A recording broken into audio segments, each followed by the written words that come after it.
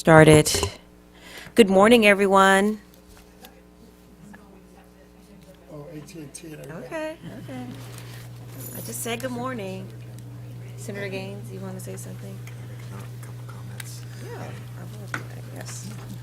No problem. There's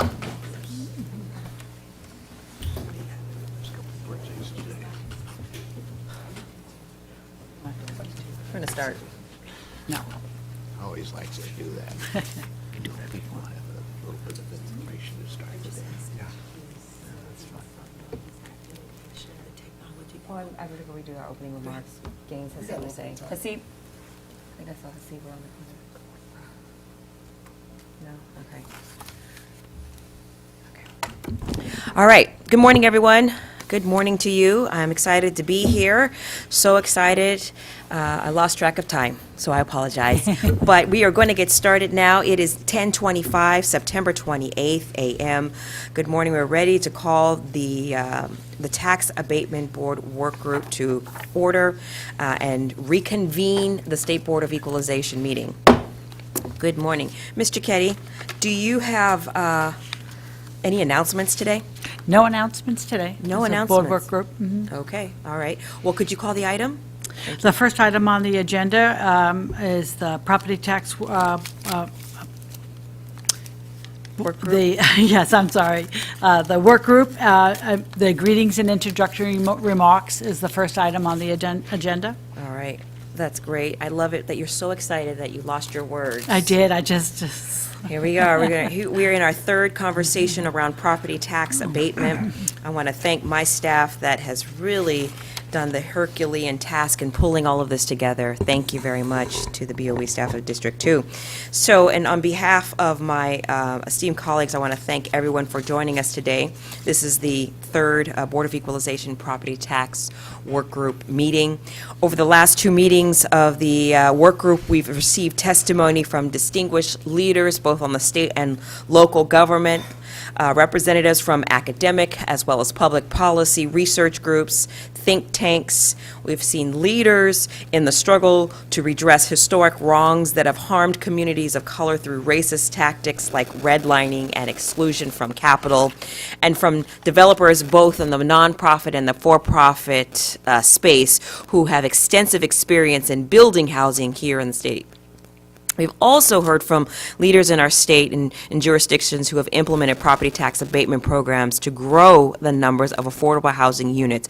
And again, we're paying particular consideration to the missing middle. And by definition, by missing middle, I'm just using a loose definition of school teachers, first responders, service workers, manufacturing workers. But one thing that we all have in common is a goal of building more housing that's affordable and accessible to the middle class. I want to note that stakeholders in California recognize the urgent need to produce 2.5 million new housing units in California by 2030, with the goal of at least 1 million of these units being affordable. And during the meeting, we have learned just how difficult it's going to be just to gain consensus. And that's exactly what we're going to need in order to produce the 2.5 million housing units. So just to take a moment to step back and just review where we've been. We began this inquiry focusing on the possibility of using property tax abatements with backfills to ensure that no revenue is lost to our schools and to local governments.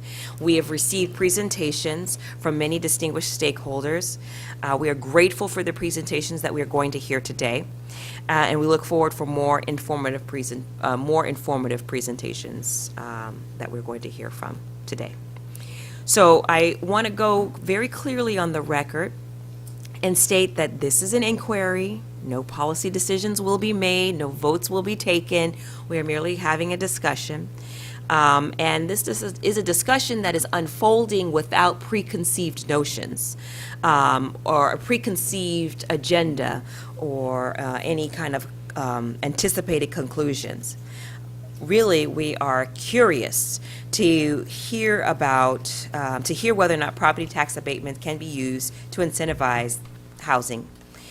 In particular, we're extremely interested in whether property abatements can be used as a tool to help projects pencil out. Now, that's a popular vernacular term that basically means that we want to invest money and it'd be a good, solid investment of not only our tangible resources, but intangible resources, our human capital. So I wanted to just also highlight that as a result of these hearings that we are conducting, we will prepare a report on what we have learned that will summarize our conclusions from the testimony that was been taken. This report will include public policy perspectives and recommendations for going forward. And I also want to state that we are assuming the responsibility that has been given to us as administrators of an $85 billion property tax system to study all the possible ways that the property tax system can be leveraged to address unmet housing need. And it's important and essential part of this process is to conduct inquiry into, in the open, that's fully transparent and public. And of course, we will make sure that our stakeholders have a seat at the table as we continue to address these complex public policy discussions. So with that, that is the perspective that we continue to hear from our experts today. I am excited by the quality and the depth of the presentations that we have heard and that we will hear. It's my hope that the report will continue to stimulate debate. And with that perspective, I'd like to turn over to my right to my colleague, Mr. Antonio Vasquez. And then following Mr. Vasquez, we'll hear from the Executive Director, Ms. Yvette Stowers, for opening comments before we hear our first presenter. And want to acknowledge Mr. Vasquez, and I think also Mr. Gaines has some opening comments as well. Great, thank you. Okay, so Vasquez, you, and then Stowers. Wonderful. Okay, thank you. Thank you, Madam Chair. Good morning, everyone. And to each speaker who will be joining us today, either in person or remotely, I want to thank you for sharing your expertise as we explore various property tax options for incentivizing the development of affordable housing in our state. Thank you for taking the time from your busy schedule to provide us with your very valuable input with the board and with the viewing public. Your testimony today is critical in helping us to understand how the property tax exemption and possible abatements can be most effectively used and streamlined. As our chair mentioned earlier today, the history, especially here in the state of California, while we've had programs over the years, especially in the early years, as we became a state with F8, for Ms. example. Vasquez, can I interrupt? At this point right now, it looks like we're having some technical difficulties. We're trying to solve them, so I would like it so that you're online. So if you don't mind holding on for one quick second, it looks like we're rebooting.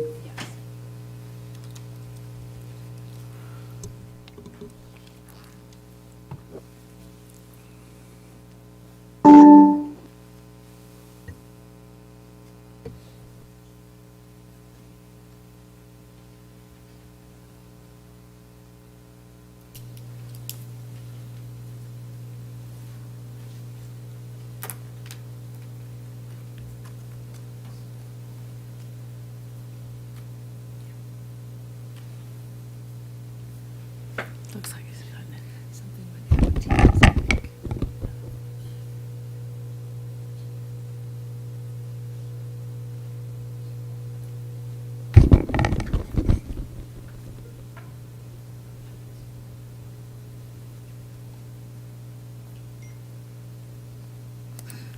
All righty, it looks like we're back up. I apologize for interrupting. It was an issue with the Teams, we believe. So we're back up again. Thank you. Once again, good morning. I don't know how much people heard before, but Yeah. I'll just briefly welcome everybody again. And like I said earlier, real quickly, just want to thank all the speakers that will be joining us today, either remotely or in person, for sharing your expertise and experience with us today, because this is a very challenging topic that we're going to take on today. That actually, this hearing is one of many that we've had already, and as we're listening to folks, we're getting different groups throughout the state, interest groups, that are obviously very concerned because this could have some financial impact on their stability, whether it's a city, a county, or a state agency, for example, and our school system, which we'll hear from folks in a little bit this morning. But I guess one of the key things as we discuss this, as we're looking and working with possible incentives, both on the abatement side as well as possible tax credits, is to see what makes sense to hopefully expedite and streamline the process, because the nonprofit world by itself is not going to be able to meet the demand. The demand is just so high. And I think until we get the for-profit world involved, it's not going to happen to the amount of housing that we need in the state of California. And I know many of my colleagues have shared this, and we don't want to obviously give away the store with tax credits, because obviously that has a ripple effect on the other side. But for those that are willing to do true affordable housing, I think we can come up hopefully with some creative ways to make that happen, whether it's a tax credit or just streamlining the process. And like my chair mentioned earlier today, there's been many programs over the years, like FHA programs that were set up specifically to help people of color. But as we see today, even if we look now, as of 2019, black families, only 41% own their homes. And Latinos are not much better. They're like 49%. And we hope with our incentives that we hopefully will create here soon, or at least put out there, could make a dent in that as well. Because it's not only about creating affordable housing, but ownership, I think, is also a key piece in terms of creating economic wealth for our folks of color in the state of California. And with that, let me turn it back to my chair, and we'll continue this hearing. Okay. All right, I've just been notified that the California Superintendent of Public Instruction is on, and we will, just give us one moment, Mr. Thurman. We've got to hear from Mr. Gaines, my colleague. Yeah, thank you. I'd like to make some comments about at a later point, if I could. But if I can make two comments just about what's happening in the world real quickly. Mm-hmm. And one has to do with Hurricane Ian that's set to hit Florida. Landfall within the next few hours. It's a near Category 5 storm in terms of its strength. It's predicted to blast winds up to 195 miles an hour, and it's prompted evacuation orders for 2.5 million Floridians. And it's going to have major impacts in terms of rain, wind, and flooding and power outages. Secondly, I'd like to just give an update on the mosquito fire. It's 85% contained, 77,000 acres burned. It's the largest fire in California this year. 1,300 personnel are still fighting that fire. So thank you for letting me make those comments. And I don't want to take any time away from our school superintendent, Mr. Thurman. Thank you. Thank you for also sharing the update. We know that the work that we do in terms of property tax assessment and ultimately collection portion of that goes into not only public education, but fighting fires. So that is important and timely. Right. Mr. Thurman, we've got one more speaker, Ms. Stowers, who is the Executive Director of the Board of Equalization. She's going to make opening remarks, and then we will turn to you, sir. Thank you for joining us. Good morning, Chair Corrin and honorable members. I would like to first thank the board for their leadership in exploring ways that the property tax system could be utilized to incentivize affordable housing in California. This work group of property tax abatement provides a valuable forum for public discussion with taxpayers, stakeholders, and state local officials on this complex issue. This is a great opportunity for anyone to provide input and propose possible solutions and other ways we can work together to spur affordable housing. would like to kind of share a personal note that I've just kind of, when we talk about affordable housing. It's a complex issue. And I'd like to share that here's what I'm dealing with one of my neighbors who had to relocate and decided to put their house up for sale. Nice house, 5-bedroom, 3-bath, motivated seller. Put it on the market for below market rate of $600,000. Open house, bidding war. House sold 2 days, cash offer, $750,000. Escrow closed the next day, house for rent, $4,000. 3 times the rent, $12,000 you have to earn. Not really affordable. That's my personal take. But going back, as BOE co-administrators the welfare exemption, we have a critical role in how we can elevate the housing crisis.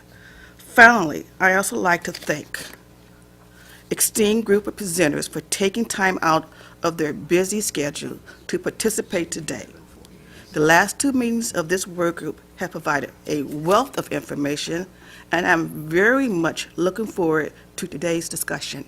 Thank you, members. Of course. Thank you for that sobering reality. Our conversation is very timely.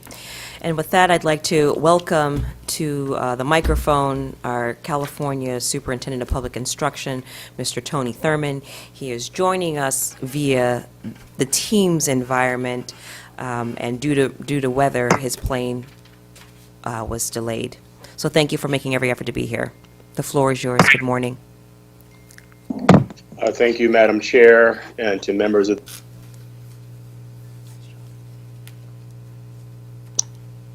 Thank you, Madam Chair, and to the members of the Board of Equalization. Thank you for the opportunity to speak remotely. Regrettably, was not able to join you in person due to issues with weather-related travel. BOE member Gaines referenced it, and our hearts go out to those who were impacted directly, as well as those who were impacted by fire in California. We are continuing to support families in California who've been impacted by fires, especially in our school communities. And we know that while the federal and state proclamations for emergency get underway, many of those families need help. And one of the places where they've needed help is in housing assistance, food, water. And so we've been providing support to our school communities in that way. Madam Chair and members of the Board of Equalization, I want to thank you for taking up the issue of affordable housing. As you can imagine, it has been a big part of the equation for our efforts to retain school staff and recruit school staff. Teachers and classified staff and administrators, like everyone else, are impacted in a way where we are just losing folks. And I appreciate your willingness to take up the issue of increasing revenue for affordable housing, in particular for our school-based employees. I would say at the outset that seeing the level of retirements that we're seeing and projected retirements of teachers and others, that this is a critical issue. I would share with you, as I'm sure you know, that there are many who feel fatigued from the effects of the pandemic.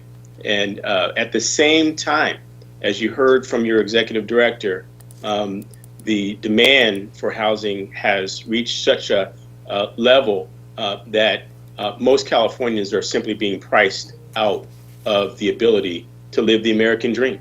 It's something that, my grandparents who came here as immigrants and my grandparents on my other side who were former slaves, lived to be able to own a home. And that reality has slipped away for most Californians. And so we appreciate you taking up this issue. I think you know that in my time in the legislature, I worked on a number of affordable housing related efforts, including establishing junior accessory dwelling units that would make the requirements for creating these units less restrictive, less requirements around parking, around permitting, and making it easier for someone who may have an extra room in their home, who can create a unit to be available for someone who might be a senior or might be a teacher or classified staff member. But even so, we continue to see challenges. Even though the legislature has put billions of dollars into affordable housing programs, we just are finding that there are not enough resources to help, and in particular, our educators. I would just say this, that I think we have to get to a place where our school districts are able to first and foremost provide greater salary for teachers and classified staff. And that is the most important thing that we can do to make it possible to provide housing as a reality for educators and for the missing middle that often is not able to be supported by various state programs. Aside from that, I do think that there are things that can be done to support our missing middle. Our teachers, our first responders, and others who work in communities where they'd like to live in those same communities. And we get the benefit of having teachers and classified staff and administrators living in the communities where they serve. Tremendous benefit for our students. Thank you for taking up the property tax work group and for making this a priority policy discussion about ways that we may be able to use tax-related resources to support affordable housing. I look forward to the conversations that you will have about any tax abatement that could take place. And I think it's worthy for discussion about the possibility of a tax abatement program. I would offer just one caution. And that caution, if there's going to be any property tax abatement, means less money for schools at the local level. And that it would come at a time where schools are preparing for there to be a downturn in the economy and less revenue. There have already been projections about less revenue coming forward, and I would ask you just to consider that right now school leaders are still struggling to make their ends meet and to balance their budgets, and that there is a concern that any property tax abatement would mean less money for local schools over a course of many years that would not be replaced. And so I would just ask you to consider the impacts that such action could have, and ask you that with your committee that you consider the full range of options that can be helpful to creating revenue for affordable housing for school staff. For example, tax credits. And I would point to a program in 2019 that our office worked on with the governor's office to generate more tax credits for building affordable housing. In 2019, the proposal that we worked on led to more than $500 million in tax credits that were available, and a set aside of $200 million worth of tax credits that can go to middle income Californians who wouldn't apply for the traditional low income tax credit programs. These tax credits were made available for developers to essentially sell to investors to generate revenue for building affordable housing, and to work in conjunction with school districts that can make land available. In many cases, districts were able to make surplus property available, not for sale, but maybe through a long-term lease in partnership. And so the combination of these efforts, the tax credits, working with school districts that had surplus property to make available, had created opportunities to build more affordable housing. Multiple units, and this is not, what people might think. It's not like saying, oh, you're a teacher and your principal or your superintendent is going to be the person who holds your mortgage. A completely separate arrangement between the developers, the tax credit, and the tax credit program that was monitored and administered by Cal HFA. And so that there were guarantees that these tax credits would be put to good use to support programs for our educators. And so we hope to see more efforts like these focus on building affordable housing for our educators. Clearly, the state needs to revisit programs that it has for down payment assistance. As your executive director described, the kind of competitive market that exists right now for housing, where people are buying houses in cash, makes it difficult for many of our working Californians to be able to even bid on a house. And so I would submit to you that we would be happy to work with the Board of Equalization on strategies to generate revenue for affordable housing, on any new bills that might get sponsored in the next legislative session by the BOE. We'd be happy to jointly sponsor bills that will prioritize creating affordable housing for teachers and classified staff and administrators and others who work in our school environment. I would only offer the caution that any tax abatement could have devastating effects on the local revenue sources for school districts, and ask that the committee look broadly for opportunities to generate revenue, like the tax credit program or other programs that we could get behind without any unintended and negative consequence to our local schools as it relates to their ability to have financing. I'll stop there, Madam Chair, and submit to any questions that you or the members of the board may have for me. Thank you for the opportunity to provide these comments. All right, thank you very much. I have a question. Perhaps you have some advice or guidance you can give us as we begin to navigate. The waters are starting to get choppy, if you will, when we talk about tax abatements, and there is a lot of consternation around backfill and the need to backfill these potential loss of revenue, particularly how it will impact public education. I wanted to hear some of your thoughts around this topic, if you had any. Well, I think backfill is a strategy that could work if there was a guarantee that you could have the revenue available to backfill. But without that type of a guarantee, it seems as though it is simply a risk, and a risk that could be borne by schools and ultimately the students that we all want to serve. And so if the projections are true, that we're already getting that revenue as soon as this year will be lower, it would seem that a backfill strategy would be hindered with no guarantee to provide that revenue. And on top of the fact that projections are lower, what I worry about is when the economic downturn happens again. And you all know better than me, the way we fund education in our state leaves us to be subject to volatile conditions. I'm grateful that these last few years, California has had the revenue to expand programs for things like universal preschool for every 4-year-old and universal meals for every hungry student, and to expand our after-school programs to support students who need additional supports to overcome learning loss and to accelerate learning and to address learning recovery. But as soon as the economy takes a dip, we are at risk for seeing less revenue for our schools. And even with all the support that the state budget and the federal relief package has provided to our schools, there are so many schools that are still looking at structural deficits. When these dollars go away, they're going to be back to making hard decisions about closing schools and potentially laying off staff. And for those reasons, I would say that the idea of a backfill strategy needs to be evaluated and recognize that there is a fair amount of risk that in short order and in just a few years, we might find ourselves without the revenue to actually backfill. Well said. Well said. Thank you very much. My colleague, Mr. Vasquez, has a question for you. Good morning, Tocayo. Just real quick, as I'm looking at, I think you hit on a very good point. And as a former teacher, I'm real sensitive to obviously making sure that we have adequate funding for our schools.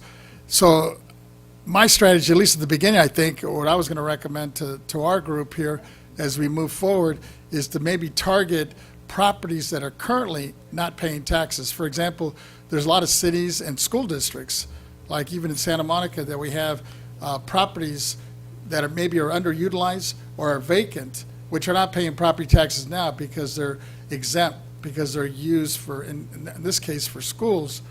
And I was wondering if there's any, on your end, looking at the state, if there's any kind of a list or an inventory of properties that school districts throughout the state of California that are either not being used currently as schools, for example, or maybe as schools that have been closed that are just maybe need to be repurposed, that we can look at, since they're not on the tax rolls now, that wouldn't create an impact, but yet they could be used at least to start the program in terms of developing workforce housing or true affordable housing in the state of California?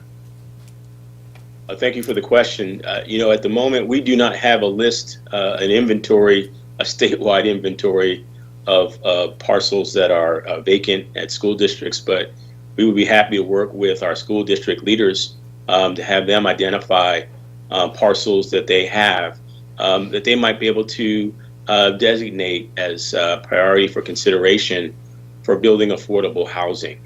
There are a number of districts that have pursued this work. In San Mateo County and in other parts of the state, there are wonderful examples of where the school district has built housing. And I should say, for our K-12 through higher education partners, in many cases, the recipients are both in the pre-K through 12 space, as well as in community colleges and four-year college space. There are many examples of where this has been done. I think, as you all are pointing out, we need the revenue. But there are examples, and we would be happy to convene a number of partners, school districts, certainly through the Association of Administrators and our partners, our Teachers Association, our Classified School Employees Association. I know they're all interested in this issue, and we'd love to pull them all together to help identify parcels, but it would have to be done on a district-by-district basis at this point. I had a question. No, I appreciate it. Looking forward to working with you on this. Likewise, thank you, sir. All right, Mr. Mr. Schaefer? Thank you. Superintendent Thurman, Mike Schaefer, nice to see you again. Morning. I used to have a clock hour, $12 teaching license a long time ago, $12 an hour. I remember the Field Act came in and prohibited any of our education facilities being more than one story. Was that it? And has there been any change in that? Do they have any multiple story facilities being built within California today and subterranean? I'm just wondering if that would be an issue that would relate to the amount of space we have available for classrooms. There's no question that many of our districts still struggle as it relates to space, but our schools are going through major conversations right now about how to offset declining enrollment. Our schools are trying to make decisions about the number of schools they should have for their population. There are all kinds of conversations taking place right now about how to reinvent what we do, how to re-envision and reimagine what we do, how we deliver education to a very diverse population and a changing population. California has lost students. We believe that many of those students have gone on to other states. In some cases, maybe homeschool, in some cases, maybe in private school. But the reality is that California has been seeing a decline in population for decades. And that decline has been exacerbated during the pandemic. And it puts California in a position where we have to reimagine everything we do. As a matter of fact, tonight we're hosting a statewide town hall with parents to ask about, what are your concerns about school? If you left California schools, why? We're going to reach out. We're going to do outreach to 1 million homes in our state to say we want to hear from our California school parents. What are your concerns about education? How can our system best accommodate the needs of you and your students and your families? And so in the midst of all these conversations about improving housing availability, we're also working as a system to say, what more can we do? What courses can we offer? This past year, our office sponsored a bill to expand dual language immersion programs, because we know that many of our families want the ability for their child to learn another language, to have access to dual language immersion instruction. And so we're working on ways to offset declining enrollment. And I think that's part of the conversation that schools have about the use of space, about managing classrooms, and how do we project for the future. We can get you the guidelines about what schools are allowed to build.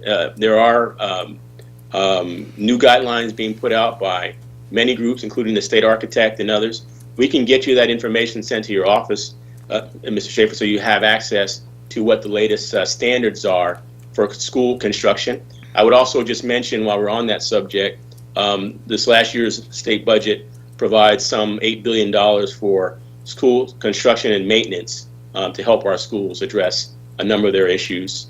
And so we're happy to get you any information you want about the standards for school construction going forward. Yes, this is Hispanic Heritage Month, as you know, and San Diego is the fastest growing Hispanic part of our state, except in the educational field, the Hispanics are not succeeding as much as would be expected, and I'd like to see, more opportunities education-wise and more motivation for the Hispanic community. Now that it's Hispanic Heritage Month, we can address that. Well, I would just say that we certainly have our challenges to close the opportunity gap. Some call it the achievement gap. I call it the opportunity gap because I believe that our students can achieve, but they face many barriers like poverty and social economic challenges and institutional racism. And for decades, literally decades, this country has been talking about how to close that gap. And I believe that we can. I think if we do things like recruit and support more educators of color, if we offer more support around literacy for our students, if we continue to address the crises that our students have experienced during the pandemic. Right now, our office has worked with the governor's office to secure funding to be able to recruit 10,000 more counselors to work in our schools so that we can help our students. We have a community schools initiative that will help students all across the state get help with mental health, social services. If you're hungry, we have a universal meals program.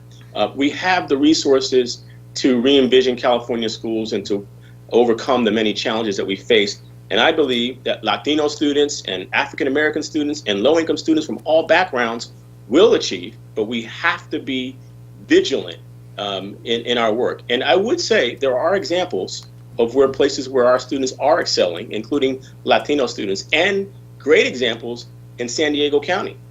For example, San Diego Unified has had tremendous growth in a number of areas. And I believe that you would be impressed to see great examples at San Diego Unified and districts all across the state. And so we're proud of our students. As we celebrate Hispanic Heritage Month, we think that Latino students are on the move. We think that we're going to do great things for Black students and for low-income students of all backgrounds. But we have to be vigilant. We have to be willing to have tough conversations. We're administering a grant on anti-bias education as we speak in our schools. We have to have courageous conversations about addressing bias where it exists. We have to have courageous conversations about diversifying our workforce. We have to acknowledge that many of our students live in communities that have high degrees of segregation, high degrees of poverty, and other socioeconomic challenges that have been barriers to their success, but we won't allow them to prevent our students from Thank succeeding. you very much. I want to Thank you. pivot us back to the topic at hand. Those are fantastic accomplishments you and your team are doing for the students across the state of California, but particularly the Latino students in San Diego. We appreciate that. I think we are just about out of time, and wanted to see if there's, Mr. Gaines has one question, and then we will let you go. Go ahead. Yeah, thank you very much. Thank you again, Superintendent Thurman, for your comments. And I recall when we were in the legislature that there was an actual statute that I supported that passed that provided the opening up of those excess lands on school sites or school district-owned properties. And so it's nice to hear that there's been some progress made there, and I'm hopeful that that will continue in the future. Do you think that there is hope for regulatory reform? I'm speaking specifically of CEQA, California Environmental Quality Act, which has been very difficult to work around in terms of trying to produce additional housing units in California. And I'm just hoping that we can get people around the table from various interest groups and be able to arrive at some sort of kind of logical compromise that just makes it less expensive to build housing in California. Thank you, Mr. Gaines, and I'll keep it brief. The chair has asked me to keep it focused housing. I would just say that there have been many bills tried by our former colleagues in the legislature to figure out ways to streamline many parts of the process, not just CEQA, but permitting at the local level, and to get cities to make a commitment to enhancing the number of affordable housing units that they are committed to. I would just say that it's going to take a conversation about every aspect related to housing for us to get there. These are daunting challenges, and everything has to be on the table for conversation. It may not be that everyone will agree, but I think we have to look at every aspect of how we will provide more for Californians. This is something that every Californian should have, and it's slipping away quickly, and it will require creativity, openness, and innovation. And we at the California Department of Education are happy to be at the table of conversation about solutions. We want to be focused on solutions in a way that we can do no harm. We don't want to hurt schools in the process, and so that's why I made the cautions that I did earlier. But again, I applaud the Board of Equalization for being willing to create this work group and taking up your leadership on the conversation of can taxation play a part in the equation of building more affordable housing. Mr. Gaines will stand by and be happy to be a part of those conversations about CEQA or permitting or anything else. And just know that you can count on us to be a part of this effort going forward to build more affordable housing for our educators who, like most Californians, like all Californians, greatly deserve that opportunity. Great. Thank you so much. Appreciate it. Thank you. All right, thank you. It's a great note to put a final point on. We don't want to hurt schools. Thank you. I appreciate your contributions today. All right, next, I'd like to pivot back to our clerk of the board. Yes, thank you. I'd like to do some housekeeping. We will announce the item that Mr. Thurman was speaking. Item 3 on today's board work group agenda is the financial impact of implementing property tax abatements, exploring the backfill options for local governments and schools. We have quite a few different groups that are coming up. Mr. Thurman was part of the first one. We have Brian Euler, Deputy Legislative Analyst, California Legislative Analyst Office. Please come forward. Thank you very much As for our joining next us speaker. today. So you heard a little bit of the remarks. You heard from our Superintendent of Public Instruction. Mr. Euler, we're grateful that you're here to join us this morning. Yes, thank you for having me. We appreciate you inviting our office to come and be part of this conversation. And I just wanted to kind of open my comments by saying we're here to offer some neutral thoughts on this concept, and just want to be clear that nothing in our testimony today should be taken as necessarily as an endorsement of any of the concepts being discussed. So just kind of want to get that out of the way. We appreciate the disclaimer. My comments are going to kind of be grouped in two pieces. The first would be some key features that we think if the state were going to explore creating a new program to provide some backfill funding to cover any property tax losses for local governments and schools, some key features that we'd suggest that program include. And then the second part of my comments would just be kind of stepping back and thinking about this from a kind of big picture state policy perspective. Just some comments on potential challenges or issues for you to consider as you move forward in your process. So first, thinking about some key features that we would suggest including in a backfill program. And this is based on looking at a couple of things. The first is looking at some common characteristics in the state's existing programs for funding affordable housing.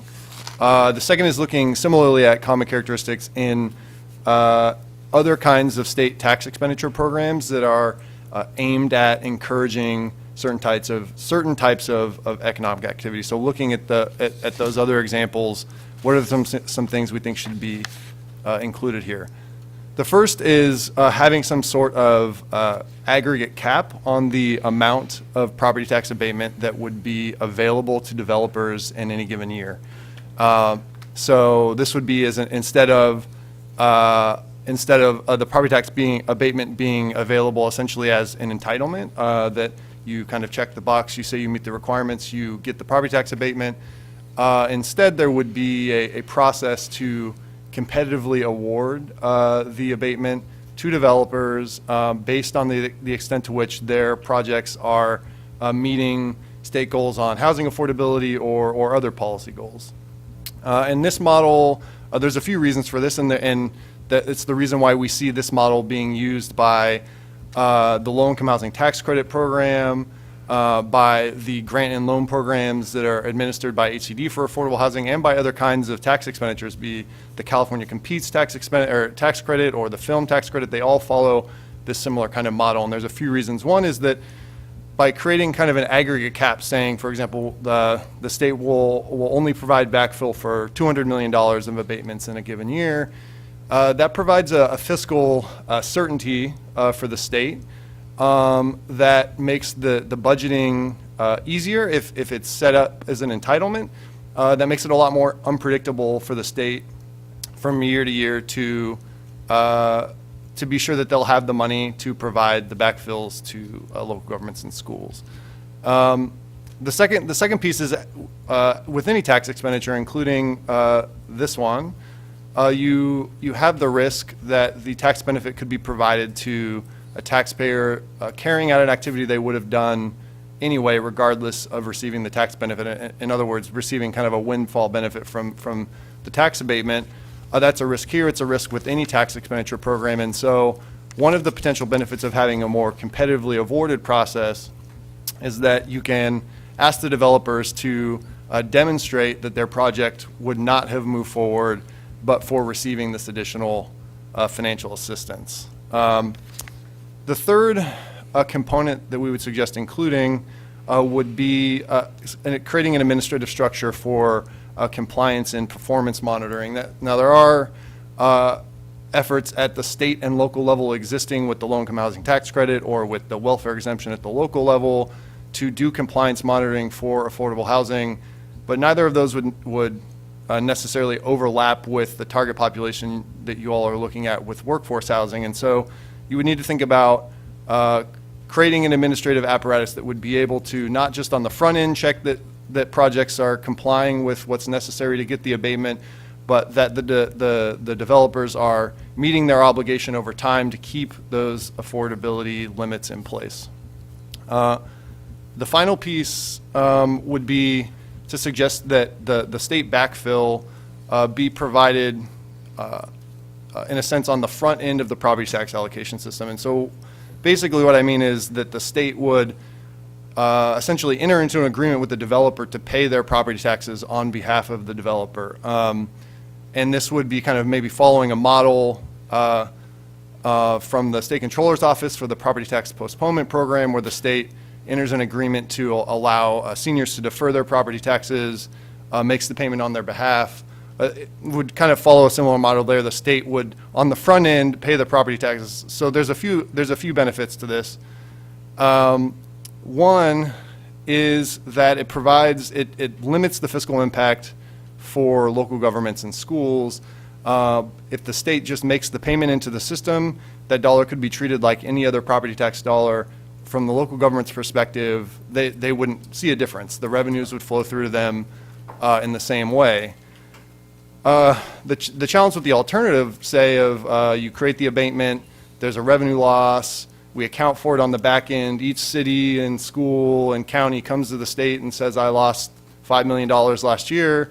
There's a few challenges with that. One was alluded to by the superintendent, which was the locals, I think, would be probably, and I won't necessarily speak for them because I know you have them on a later panel, but I suspect they would be somewhat uneasy with this kind of an arrangement because you're a little bit at the whim of the state to continue providing that backfill, and it would necessarily be on a lag because it would take a couple of years to do that accounting, and the state would then, make that payment in arrears. The counties and cities and schools would be, in some sense, reliant on the state to keep good on that payment, whereas if the state made the payment up front when the abatement occurred, they don't have as much of that risk. The other benefit of doing it up front is that you're avoiding adding additional complexities to an already pretty complicated property tax allocation system. So those are some of the key features. So then just pivoting quickly to some high-level points on thinking about this just from a broader state policy perspective in terms of, effective and efficient, state administration. in some sense, if the state were to provide a backfill for a property tax abatement program like this, it would be, in essence, the state allocating additional resources towards affordable housing efforts. And the state already does make several allocations for affordable housing through HCD, through Cal HFAs, through several avenues. And so kind of a big picture question for you all to consider is what advantage, what unique benefit is being provided by creating this new additional property tax abatement program as opposed to, say, putting additional money or broadening the scope of some of those existing tools that we have. Again, the superintendent mentioned a few years ago how we broadened the scope of the low-income housing tax credit to try to build housing for those at higher income levels. That could be an alternative here. So something to consider is what is the unique benefit as opposed to leveraging those existing institutions that you would get by doing something like the property tax abatement. Relatedly, that kind of raises a similar question of what is the benefit of tying the financial assistance to developers to some amount of property taxes owed, as opposed to, if we compare it to the model we use for the low-income housing tax credit or HCD's housing financing programs, which the payment is more tied to a particular amount of development costs or some financing gap that the developer has. The property tax, I think, has maybe less of a nexus to the amount that the developer is going to need to get that project over the line, as opposed to if we just ask them, how much money do you need to get the project over the line?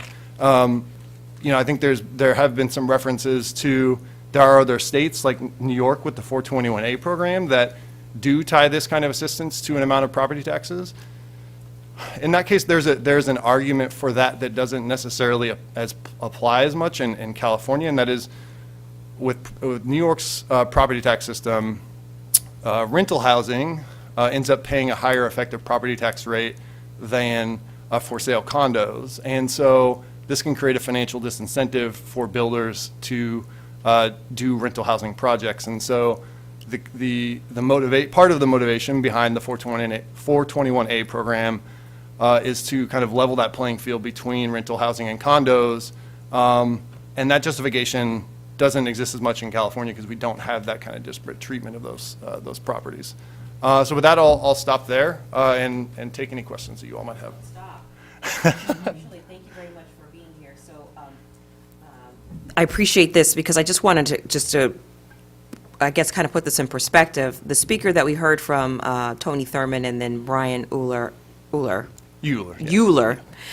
is the Deputy Legislative Analyst, they are speakers giving the government perspective. And so this perspective is absolutely critical. And like you said in your presentation, there are some models that kind of exist out there. So we could be moving down a very interesting path. Really, my question is why hasn't anyone thought of this before? Why hasn't this ever been explored before, or has it? And if it has, what were the results? Yeah, that's a good question. It's one I wish I had an answer to. I don't know if this is something that's been looked at before. Do you know where we could find that answer? We need to probably find some retirees to kind of that have that institutional knowledge. I don't know. I don't know. I'll think about that, and maybe I can circle back with your staff about it. Yeah. All right, I appreciate that. Thank you. Let me see, colleagues. Mr. Vasquez. Thank you, Mr.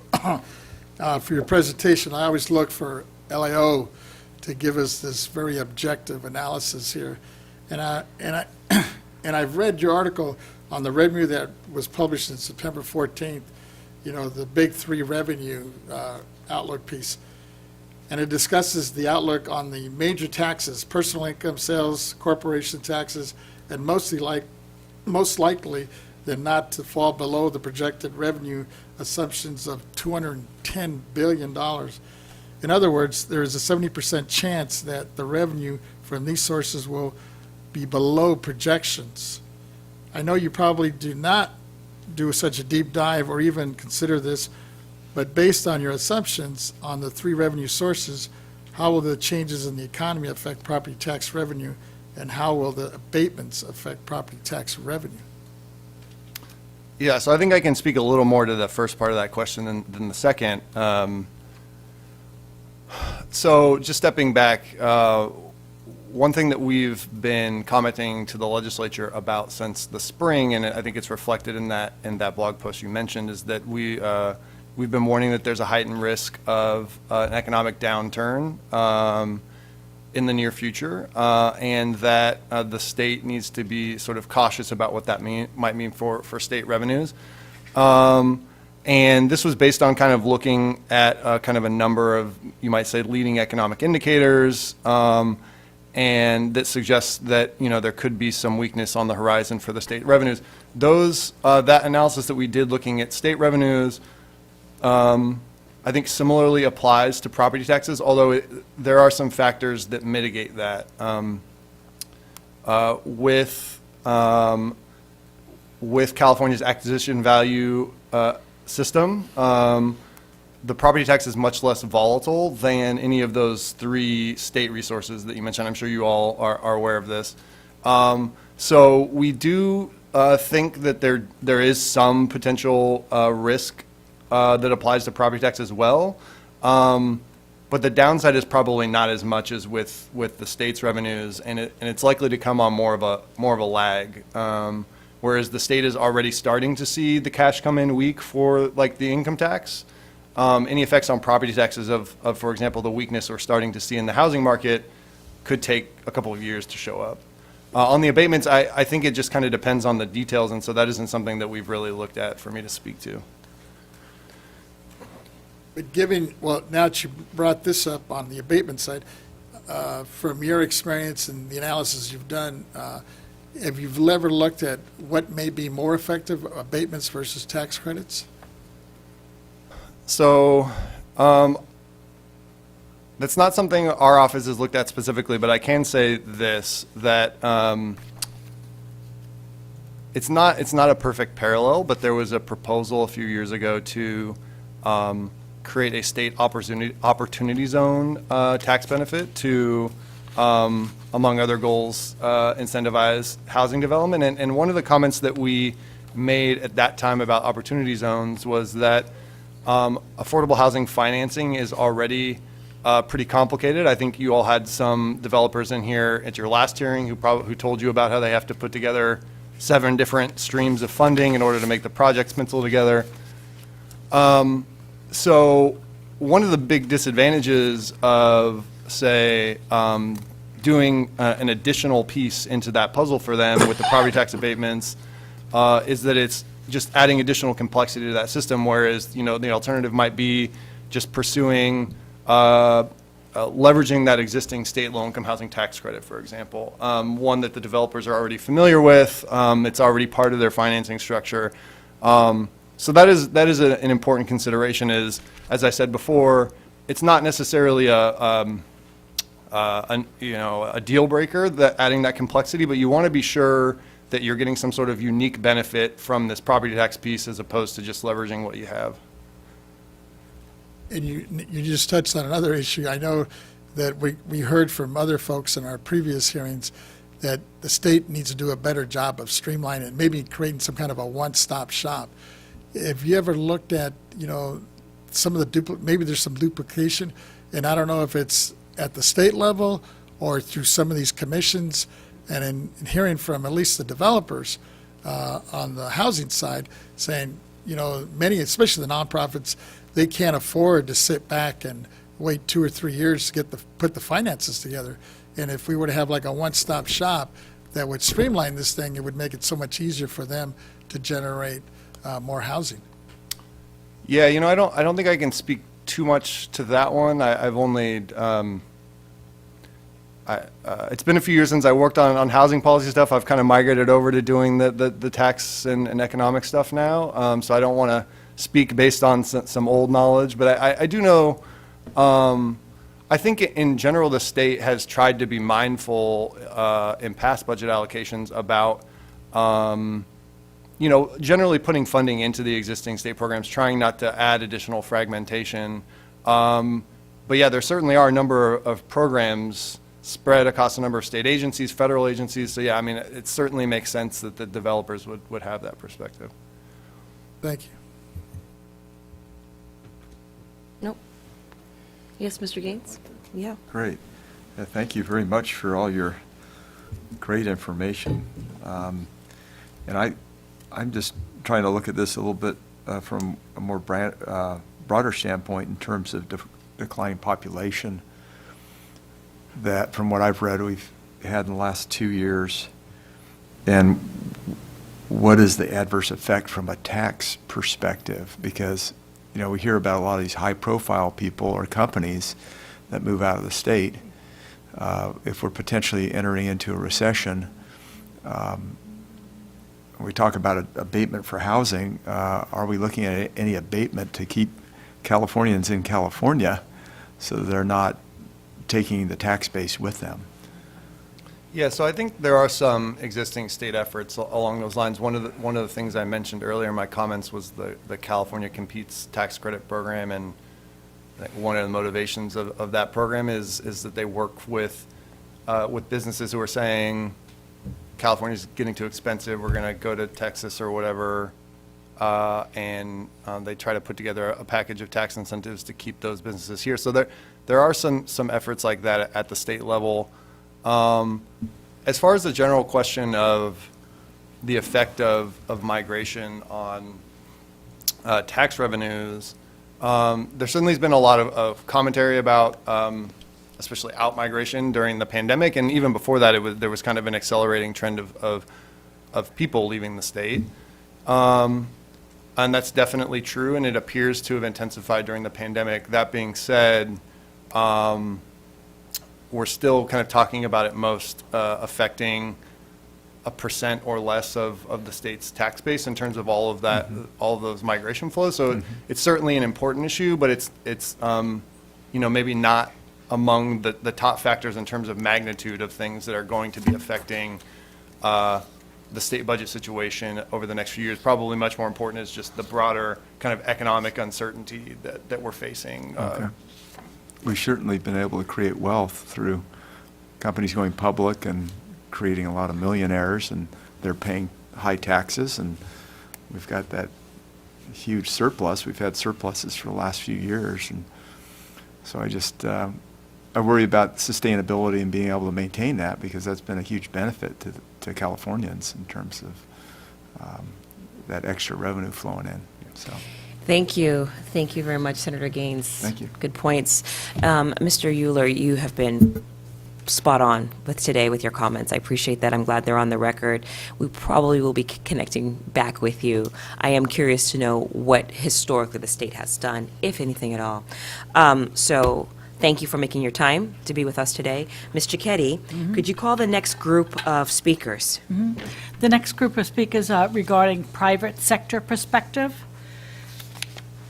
Honorable Mello-Roos, former Speaker Pro Tem, the California State Assembly, and Eric McKean, Managing Director of Ramirez & Co.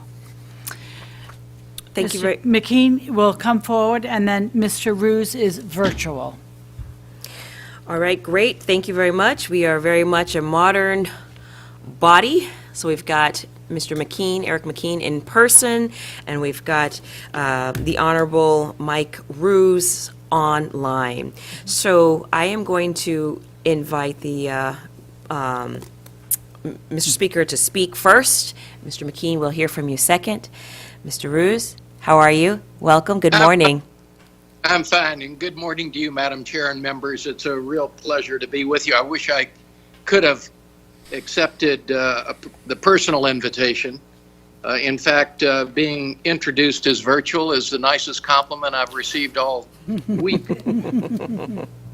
So it is terrific to be with you. It's hard for me to believe that it's now 40 years since the Mello-Roos Community Facilities Act was adopted and signed into law by Governor Brown the first term, and actually his second term. And at the time, I must tell you that for many of us, we felt it was going to be a bridge piece of legislation to go somewhere else.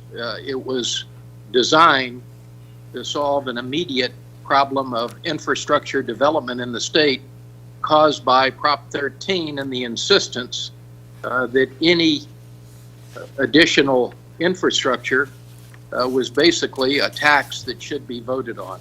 We found a solution, and here we are 40 years later with it being a robust tool used in California to develop infrastructure and hopefully affordable housing up and down this state. And it's my pleasure and my reason for being here, not only out of respect for this wonderful body that I did a lot of work with in my 14 years with the California State Assembly, but it's my honor to introduce a colleague of mine at Ramirez and Company, Eric McKean, a senior vice president who's been an investment banker in the public space for 15 years. Eric is a graduate of Stanford University and a person who understands the implementation of Mello-Roos like no other banker that I have been associated with over the years.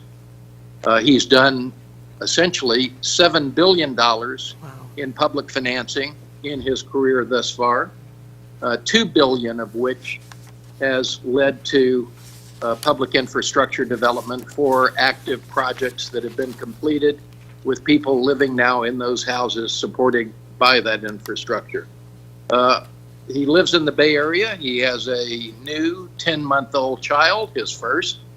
Welcome to parenthood, Eric. And is a member of the Municipal Management Association in Northern California, along with the BIA. The Municipal Management Association gets my attention because it is a nonprofit that is designed to help people achieve their dream of becoming city managers of our cities up and down this state. So without any further ado, Madam Chair and members, I introduce you to my colleague, a very talented banker, Eric McKean. All right, thank you very much, Mr. McKean. Good to see you in person. Good to see you. Good morning, Madam Chair and board members, and thank you for having me, and thank you for involving Ramirez and Company.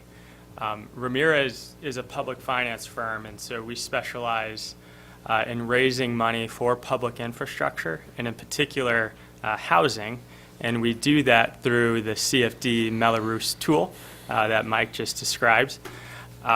In speaking with Madam Chair's staff, we thought it'd be beneficial to talk about that tool because there's a lot of merits to the policy that could be relevant to this discussion, and even potentially some solutions there for this backfill option. So we have a presentation that I'll go through very quickly because I know time is short. So if you could please pull up the presentation and turn to slide 1, that would be great. So we're going to start really with the basics of what is a CFD. So a CFD is a specific area where we can levy a special tax. As Mike mentioned, this policy was enacted as a way to create a mechanism to raise money for public infrastructure. It's been wildly successful. There have been thousands of CFDs formed, many billions of dollars raised for this important infrastructure that allows housing development to occur throughout the state. What's unique about it is that the special tax is really flexible in how it's designed and created. The only thing you can't do is have it be an ad valorem tax because of Prop 13. It goes on for a very long period of time, so that's why we're able to sell 30-year bonds that are secured by these special taxes. Next slide, please. So why has Mello-Roos been so successful? So first, we needed money for public infrastructure. So as Mr. Roos mentioned, this was a tool desperately needed by local agencies and developers because public infrastructure is very expensive everywhere in the country, not just in California. So that was the primary reason and why it's been successful. But also local agencies have really jumped on this tool because they were able to bond against it and raise a lot of money up front versus doing small projects on a pay-go basis. The third reason, the developer community was really behind this policy and are today. They viewed it as a public-private partnership where they get this very low-cost financing relative to their other capital sources, and they're able to use this debt as essentially off-balance sheet financing to help them with their projects. Next slide, please. The other part that's really key here, and this was mentioned on one of your prior meetings on the JPA topic, what's really powerful about this tool is that we raise money through the municipal bond market, and it's tax exempt. So the cost of funds is very low, and that's why we're able to be very competitive with the cost of funds. Just skipping to the bottom, the other part that has been very successful is that there are really established processes that provide a lot of disclosure to home buyers on what this tax is and what the annual costs will be. And we'll talk about that a little bit more throughout the presentation. Next slide, please. So here's the list of what can be financed through the CFD Mello-Roos law. This is not an extensive list, but it's a sample. I won't go through each one, but it's all the public infrastructure that you'd think of for a new housing development or a new commercial development. You can also pay for services like extra police and fire through a CFD. I think the thing to point out here is that all of these services are of public benefit. If there ever is a private use element to what's financed, then the bonds that we sell become taxable. So there can be a private benefit to a CFD, but it does flip the economics on the cost of funds for this program. Next slide, please. So one of the really beneficial parts of this policy tool is that you have to have local goals and policies that dictate how a CFD works and how the special tax is levied. So it provides really good guidelines for each local agencies. Again, this is a policy that has to be adopted. It creates the process with developers to be very streamlined. And it just, it's great to have, sound policies. Next slide, please. So each CFD has a lot of specific documents and procedures that have to be followed. We have those in detail in the appendix, but just going through really broadly here, there's always a CFD boundary map. There's a document called the RMA. There's an acquisition agreement, and then there's that list of authorized facilities and services. Every project has differences between what's in these documents, but each CFD has these, and it helps for the consistency and understanding of this tool. Next slide, please. So the process here is also very public. There are a number of meetings that occur when forming a CFD, so residents are very aware of what's happening. There's also a vote to form the CFD, and you need a majority vote, 2/3 of the qualified electors. That's usually not a problem because the developers are usually the qualified electors at the time of formation, but that's not always the case. Actually, in Marin County, there's a CFD that's being formed to preserve open space, and it's going to be voted on up in this coming election. Next slide, please. So there's all these different steps that we have to go through to sell bonds. I think the important part to talk about is the appraisal of the property that ultimately is viewed as the collateral for the bonds. And so the appraisal helps to value the land that is secured by the bonds. And then it also helps policymakers think about what that special tax burden is going to be relative for each home. And that's important from a policy perspective to not have too high of tax rates on each home. Usually the market and policymakers like to have that amount be below 2%. Next slide, please. The security for the bonds, it's relatively straightforward. That's one of the beauties here. It's just a special tax that gets put on the property tax bill. It's collected through the same mechanism as all other property taxes. There's other funds that help ensure that debt is paid, but what makes this work from the capital markets perspective is there's a foreclosure covenant, and I know it's an awkward thing to talk about, but if people don't pay their special taxes, the issuer has to foreclose on the home. That usually does not happen because we design workarounds to avoid that, but just having that in place ensures that these special taxes get paid. Next slide, please. So there's all these different credit metrics. I hit on the all-in tax burden. There's also coverage requirements that's needed when we sell bonds, and then that value to lien that we talked about as well. And each development is different, so every bond financing is different, and each project is different. But these special taxes really help pay for a lot of that important infrastructure. Next slide, please. And so here's, to close, just to show you the robustness of the market. You know, every year there's about 2 to 3 billion of issuance here to help fund new housing projects. It's anywhere from 80 to 120 different types of CFD transactions that come to market. And, you know, I think what this leaves me with is that there's a lot of great takeaways on this tool. So first, it's a tool that's primarily used for new development. It's a lot easier to craft this type of tax and revenue generation with new development versus existing development. All the financing is pretty much done on a tax-exempt basis. That was important for this tool, also important for the JPA tool discussed previously. And then the security for the bonds is relatively consistent and understandable, and there's a lot of local agency support and action required to make sure that this is a great tool for all parties involved with the process.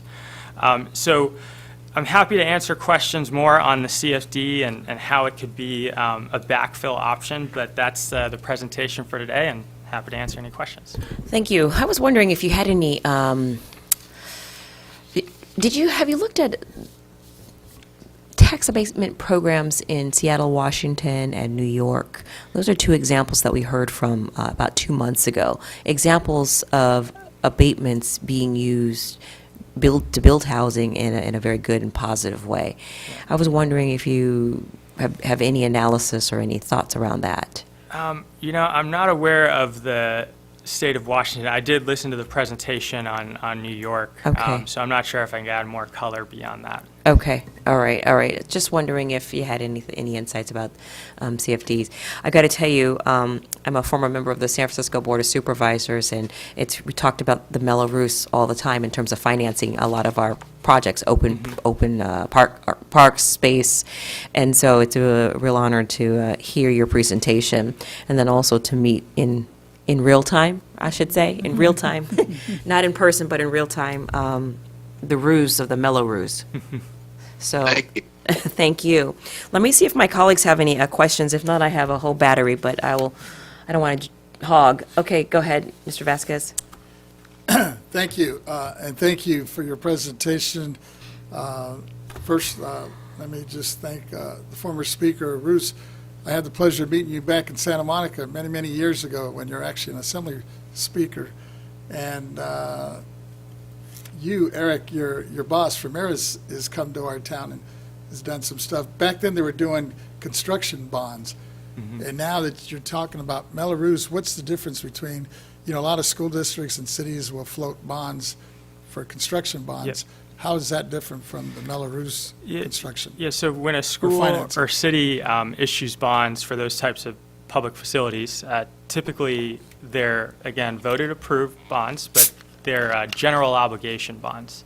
And so what happens there is the voters approve additional tax rate on their assessed value to finance those projects. So that's allowed under Prop 13, that kind of voter-approved debt. You know, this is similar to some degree. It's just typically serves a different purpose. With the CFD, again, it is voter-approved just by the qualified electors. And it's a special tax. It's not an ad valorem tax. And so that special tax can be really defined any way by that local agency. And but it's a fixed dollar amount, so it doesn't change over time like a GO bond tax rate may change to finance those facilities, or if, you know, more facilities are needed, a school district or city will just issue more GO bonds. So that's hopefully explains the difference there. So you're saying the benefit with using a Mello-Roos is it's locked in, it's a fixed price versus a GO bond? Yeah, it's locked in, and then the other benefit is it's specifically tied typically to a development project. So a very high profile right now is one in San Francisco, like Treasure Island, as an example. So there's a CFD that's helping to pay for all the public infrastructure that's just helping to serve Treasure Island. And so the whole city of San Francisco isn't paying for that public infrastructure like they would in a GEO bond, just the special taxes that are being levied in that specific area of San Francisco. So, for example, I know a lot of cities throughout the state are looking at some of their municipal airports. Like, we're getting prepared to shut down ours in Santa Monica, and it's 225 acres. Yeah. And it's restricted to recreational uses. And I noticed in your presentation, you talked about a Mello-Roos that could be used for parks. Because otherwise, it's a huge expenditure, not only to build a park, especially if 225 acres, and then to maintain it. And that's something that you would finance. Is that what you're saying, on a fixed price? You can use that. That's one of the eligible facilities under the Mello-Roos law. All right, you have to forgive me, but we have a hard stop time right here. You are definitely going to be one of our experts that we continue to check in with. I think that that the speaker was absolutely right. You are very knowledgeable, and it's impressive. So thank you for making time to come up here, and thank you for making the presentation. I'm sorry, colleagues, we don't have time for other conversation at this point. We have to bring in our next group of speakers before we lose them. Thank you, Mr. Thank you, Madam Chair. Thank you, Board Thank you, members. Mr. Speaker. Thank you, Chair. All Thank you, right. member. Thank you. Ms. Cicchetti. Yes, the next group of speakers are regarding education community perspective. We have a few speakers: Cheryl Idle, Legislative Advocate, California School Boards Association; Katie Hardman, Legislative Advocate, California Teachers Association; Megan Baer, Legislative Advocate, Association of California Schools Administrators. And in addition, there's an Elizabeth Esquivel. Okay, they've all come forward. Thank you.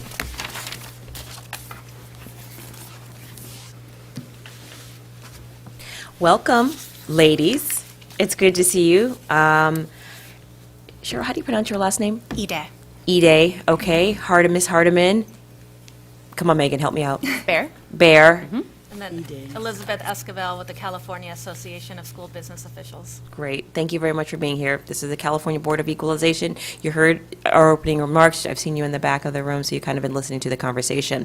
So I'm going to start with Ms. Ide. We'll start here, and then we'll go down that way in terms of presentation. If I could actually have Katie start. She's Sure, gonna no do a little problem. bit, We'll and start then- with you, Ms. Hartman. Great, thank you, and good morning. I first want to thank the board for including CTA and, many of the education partners here in this important conversation today.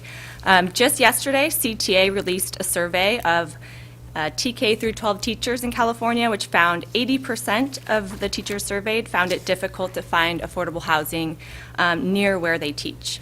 So, we're with you, we agree. Affordable housing is a significant problem for not only our members, but the families and the communities that they serve. And we want to find solutions for our state's housing shortage.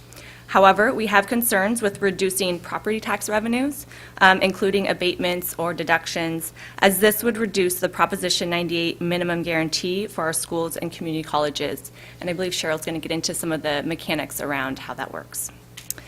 We do appreciate the intent to backfill these lost revenues. However, a backfill would not be guaranteed and would put schools at the mercy of fluctuations in general fund revenues or the revenue source. Historically, the state has often disproportionately reduced funding for schools to close the state's budget deficit, including suspending the Proposition 98 minimum guarantee.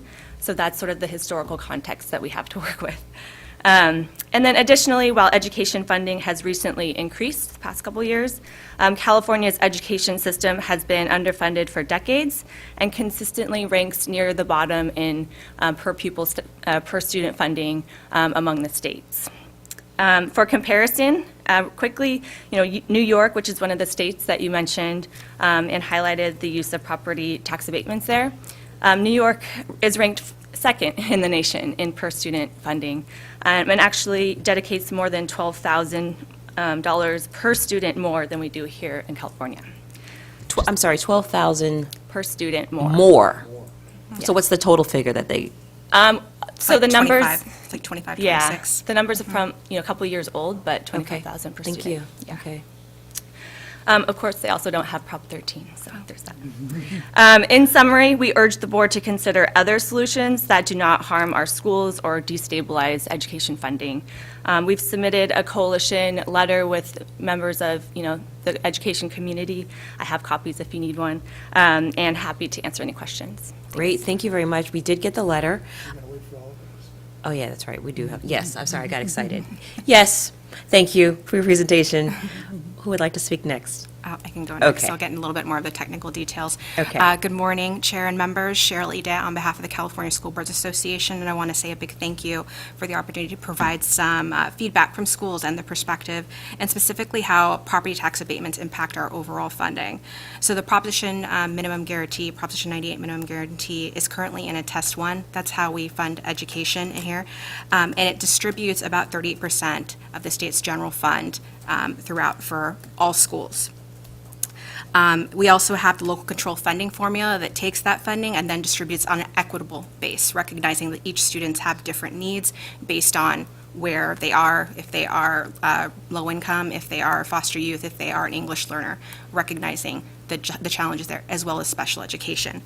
In a test 1 year, property taxes have a dollar for dollar impact. So every dollar lost is a dollar less in the classroom, which is why we're very sensitive to that. And both the LAO, our colleague formerly who spoke, and the Department of Finance have said that we are in a test 1 for the foreseeable future as far as they forecast out. So we're in a very sensitive condition in that case. Property taxes account for about 25% of our total funding in education, so it's a big piece for us, and our funding is quite vulnerable, as we know, to all of the fluctuations that we see in general fund, while property taxes tend to be the most stable one. So we are very, very sensitive to any kind of imbalances there, and we want to make sure that we have that consistent source of predictability when we look to being able to educate our children. And so while we appreciate the board's focus on the efforts to include a backfill for revenue lost due to the abatements, because that's a really big deal to us, historically we really just don't have a precedent. We've never seen any kind of backfill seen for any kind of tax expenditures, including any kind of abatements or anything looked at that. And so when we see that the forecasts are that we are in the billions of less in revenue just from Budget Act back in June, we have a lot of concerns about that continuing to be something that we could look forward to and count on that as a sustainable source of revenue for us. And then, as previously stated by my colleague from CTA, we recognize that this is supposed to address the missing middle, which that includes our teachers, our staff, and our students. We want to ensure that because development without 100% security of that backfill isn't going to support the new families that it's going to bring in, and so it's going to put more pressure on our students, not just for today, but for tomorrow as these communities are built. So we believe that there are other targeted programs that you could look to. Many were mentioned by the LAO. We have some that are specifically targeted through Cal HFA for teachers, for classified staff members to be able to access housing. And so, more funds to be able to different programs that we know that we have that are existing, or things that we know don't affect our bottom line and our budgets, and that's what we would recommend as something to look to. Appreciate that, thank you. Ms. Bayer? Thank you. Megan Baer with the Association of California School Administrators. We represent about 18,000 members statewide, superintendents, principals, a pretty diverse subset of school leaders. And we really appreciate the attention to this issue. We are literally losing teachers and staff every day because they cannot afford the price of housing. And despite a really good budget last year and the ability of many districts to give raises across the board, it's not enough to combat the incredibly high cost of housing in most of the state. So it's a very important issue, and we very much appreciate the attention. I just want to echo the sentiments of my colleagues, however. We, in general, have concern with tax abatement, tax credits because of the impact to Prop 98. This is because the way we've designed to fund our education system, frankly. So, we appreciate the attention, and we would just urge consideration of other strategies to combat and tackle this really important issue. Thank you. I'll be very quick in case you all have any questions, but again, Elizabeth Esquivel with the California Association of School Business Officials, representing 24,000 members throughout the entire state, mainly chief business officials and directors from 13 different disciplines. So our focus is really making sure that we have sustainability within our funding so that we can continue to serve our students in our schools. So we really do appreciate the need to find further funding for housing, but again, continue to express those concerns about putting schools at the mercy of fluctuations in general fund revenue. So for us, it's really just a funding stability that we want to continue to maintain. Thank you. Thank you very much. Both Ms. Baer and Ms. Hardiman, you both alluded to encouraging us to look at other solutions. I was curious if you had any solutions that you would like us to consider. I'm not a housing expert, but I think, given the intent to sort of backfill, right, using general fund, we would encourage instead to just look at using general fund or whatever revenue source On the front end. provide, targeted grant programs so that's really targeted to the audience that we're looking at. Okay, I see you, Mr. Vasquez. And I would just second that. We would just prefer to see it on the front end, so then if there is a dip in revenues, we don't get left holding the bag when the backfill can't come in because revenues drop. Yeah, I wanted to know, to certainly be on the record, I appreciate your, the concerns that you're raising. And this, I don't know if you heard my opening remarks, we're exploring. We don't have preconceived notions. We don't have commitments. We don't have an idea on the direction that we want to go in. This is a genuine, heartfelt process of just exploration. You heard from one of the previous speakers, I don't believe the state of California has moved in this direction before, and perhaps this is probably this could be a reason why. So we're just exploring all of our options and seeing what's out there. So I just wanted to assure you of that. Mr. Vasquez? Yes, thank you for your presentations, and as a former teacher, I'm very sensitive to not only the needs that you have coming forward in the future with education, but just salaries. When I was teaching, it was ridiculous what they were paying teachers. Not that it's much better now, but I was wondering, on the housing front, do you have, I guess it may be more of a question from the CTA, looking at the state level of the districts, and maybe you folks on the other side with the administrators.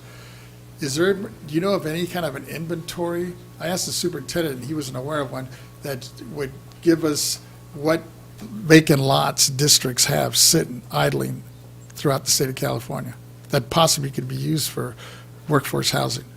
Right. Because that wouldn't impact taxes, and it wouldn't take anything away from your budget. Right. I don't have an inventory. I can check around, but I don't think we track that. We don't have a statewide inventory. I know that there are districts that have floated ideas like that, but I haven't heard of any of them coming to fruition. Okay. And there have been, ideas in the legislature around incentivizing districts to develop housing on, vacant lots and district-owned lands. I think some of the heartburn that we have is, our school districts then becoming landlords and all of those issues that play into that. So it's a complex issue for sure. Yeah, there's other things too, if I can chime in a little bit. Some of the conditions in which you have for building as far as low-income housing, they may be so low because they're at the federal level, they don't necessarily encompass those salaries that we have at district levels. You mentioned that they're low salaries, but they're not low enough considering the federal level. So when you combine those types of tax credits at those thresholds, it actually eliminates most school staff to be able to access the housing that they were to build on their vacant lots and surplus property. Well, at some point, it'd be good to, the superintendent sounds like he's willing to work with us, and maybe they need to work with you folks, especially CTA, that has access to all these districts, because it sounds like it's more of a district-wide thing that we could do. At least they have them look at inventory, not only of vacant lots, but maybe underutilized lots that they have. Because I know LAUSD had this big boom. They were building so many schools, and I think a lot of them are very underutilized now, the schools, because enrollment hasn't taken off to the projections that they thought. Yep. Okay. Any questions down here? Yes, please. Yeah, thank you very much for your presentations. I appreciate it. And we had Brian Euler here from the LAO, and he did have the suggestion of the state making tax payments up front. Would that avoid the Prop 98 issue that you raised earlier? I don't believe so, but I'd have to check on how the mechanics would work there. But again, I think we would still have concerns around the volatility of general fund to make those payments, right? Instead of, Okay. just being straight property tax. Okay. And I'm just wondering if these, you're representing numerous organizations, but in terms of CEQA reform, would you be willing to sit at the table in terms of taking a look at that and figuring out a pathway? Because that in and of itself is another avenue in terms of reducing construction costs in California. There's actually, trailer bill included a piece of CEQA reform as far as schools' ability to institute impact mitigation. In this most recent trailer bill, AB 185 specifically, that created additional steps for us to take place in order to mitigate, to use CEQA mitigation as part of our process. It makes it more difficult for us, I would note that. CEQA mitigation is something that, can be used because if we don't have the facilities to be able to house the children that the development brings in, it makes it more difficult for us to utilize that. So I would add that it's something that we've already kind of touched that line, and so we're pretty sensitive to it right now. Yeah. Are you saying that you're suffering some of the same challenges that home builders are? No. From the CEQA standpoint, or? So because districts are, local districts are, effectively local governments in a way, we actually have the ability to use CEQA when there's development that doesn't, and there's not enough funding to be able to support the construction of schools to be able to pay for it. So it is one of the tools in our toolkit to ensure that schools are built. But when the state doesn't have enough revenue to be able to support the construction of schools and the bond authority is used up, it is something that we can use to say, hey, the development has to, we have to really watch this. We have to make sure that we get funding so that we can build the schools to be able to support the kids that come in. Okay. So I mentioned that, and that it is something, that kind of reform is something that we have already just recently touched, and we're very sensitive of it. Okay. All right. Very well. Thank you. Is there any, yes? I just wanted to quickly add to Mr. Gaines' comment about just a declining population in the state. We're seeing the same trend with schools and school districts, and so whether we're currently funded on the ADA, the average daily attendance, there's conversations about being funded on enrollment, but despite being funded through ADA or enrollment, we're still seeing the trend of declining enrollment, which is, again, how we are being funded. So this brings back that cautiousness of the uncertainty when it comes to the stability of how we're funded and the funds that we receive. I appreciate that. Thank you. Thank you very much. Unfortunately, we are out of time, but I just wanted to, again, reaffirm that we heard you, and we'll take your feedback under serious advisement. I'm a public school kid, so I'm, like Mr. Gaines, really sensitive to the concerns that you all raised today. Thank you. Thank you. Thank you.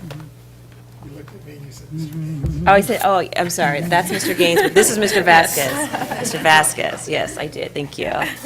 All right, thank you. Gaines thought he changed his name over there. Chair Cohen, how did the fourth lady miss out getting a name? I don't know. Can't solve everything. Right, exactly. Okay, Ms. Cicchetti. Yes, the next group of speakers to present are from the city and county government perspective.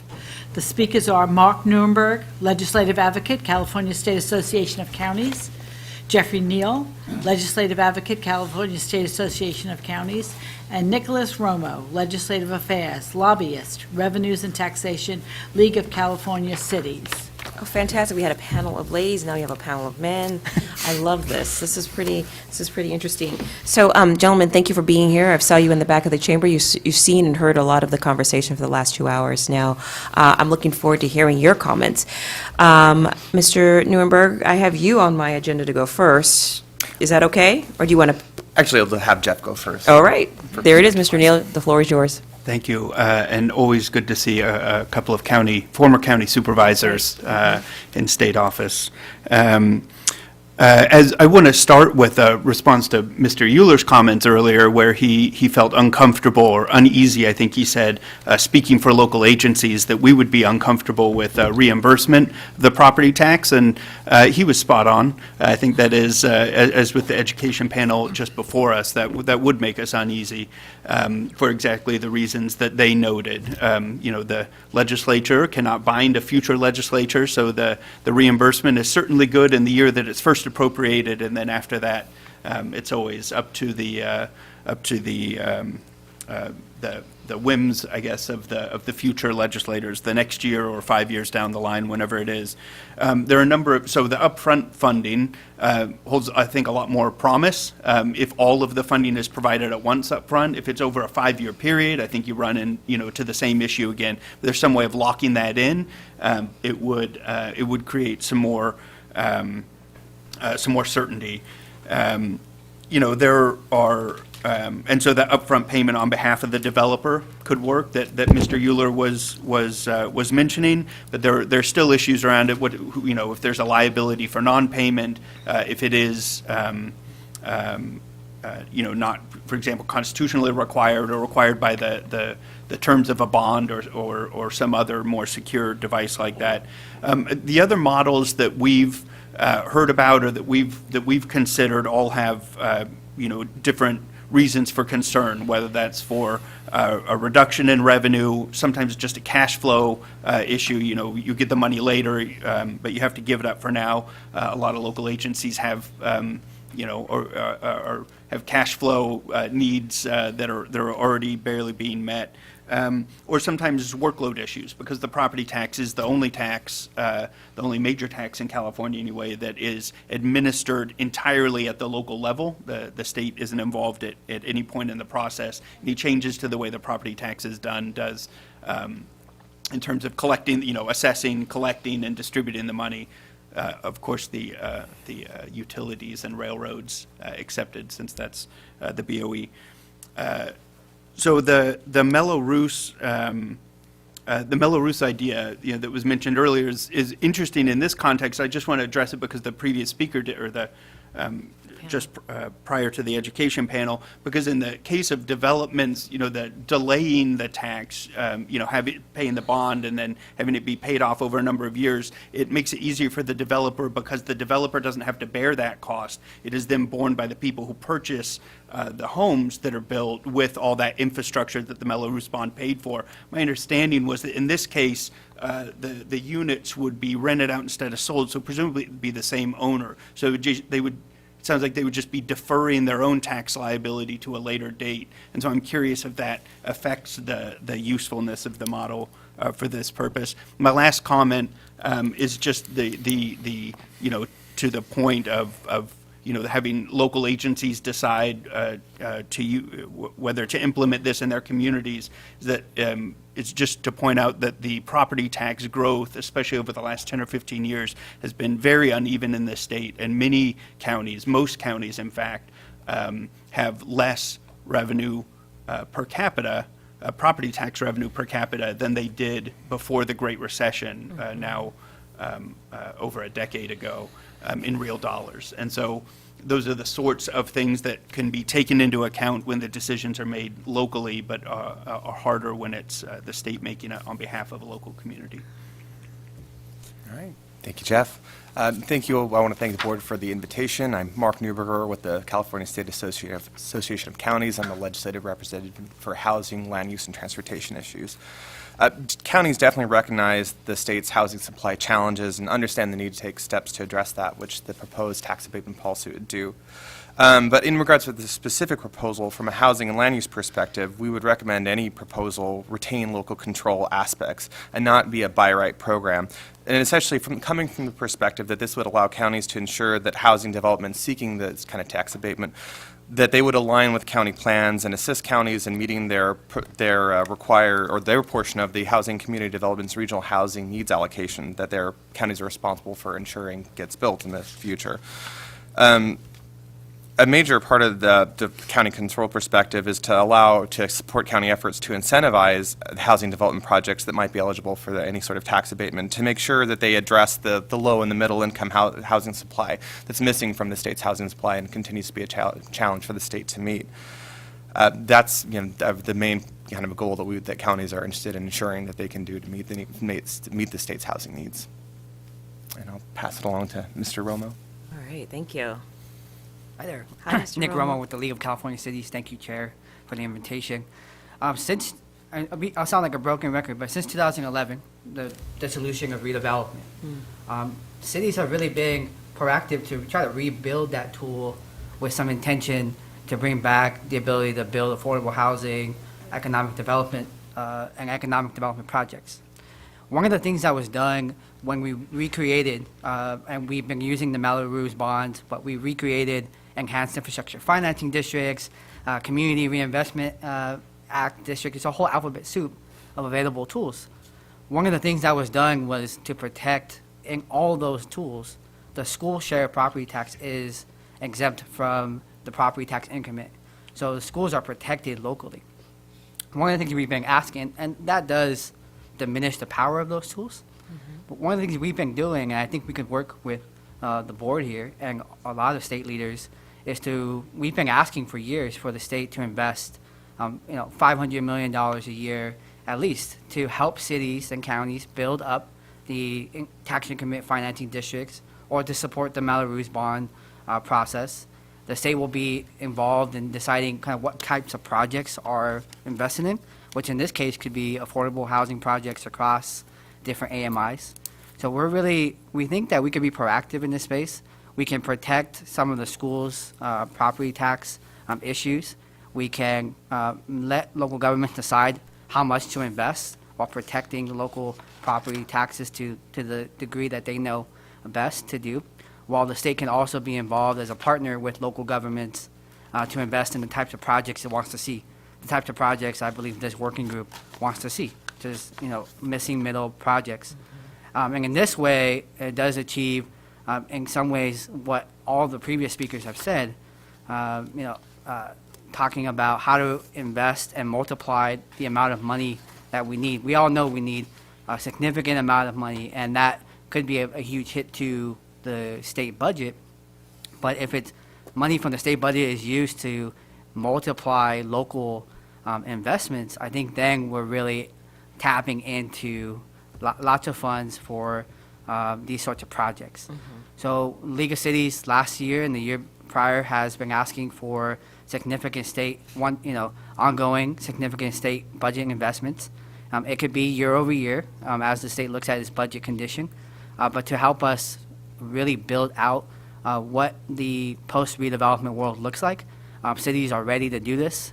We have dozens of EIFDs, we call them, enhanced infrastructure financing districts. We have dozens of those in the works. We have two of them just in our own backyard here. The City of West Sac and City of Sacramento have been working on these tools, but they lack the state investments that are needed. And I think in this way, we can help protect what we need to protect and invest in what we want to invest in. So in that way, I think we share the cost as a whole, across our communities to the housing that we need to build. So I'm really excited, and Cal Cities is really excited to partner with all of you to try to get those investments, have them be intentional, and direct those to the type of housing we'd like to see built. Okay, what type of housing would you like to see built? Well, we need housing of all kinds, we know that. But we do see that the missing middle is a key portion, right? But we know that the hardest nut to crack is that sort of really affordable housing. But I think it's all the above. That's Cal Cities' position, it's all the above housing. And so if this is a tool we'd like to use, I think certainly we can work on directing some of those funds to tackle these types of projects and help the development of these projects. Thank you. Let me see, Mr. Gaines, do you have a question? Mr. Schaefer?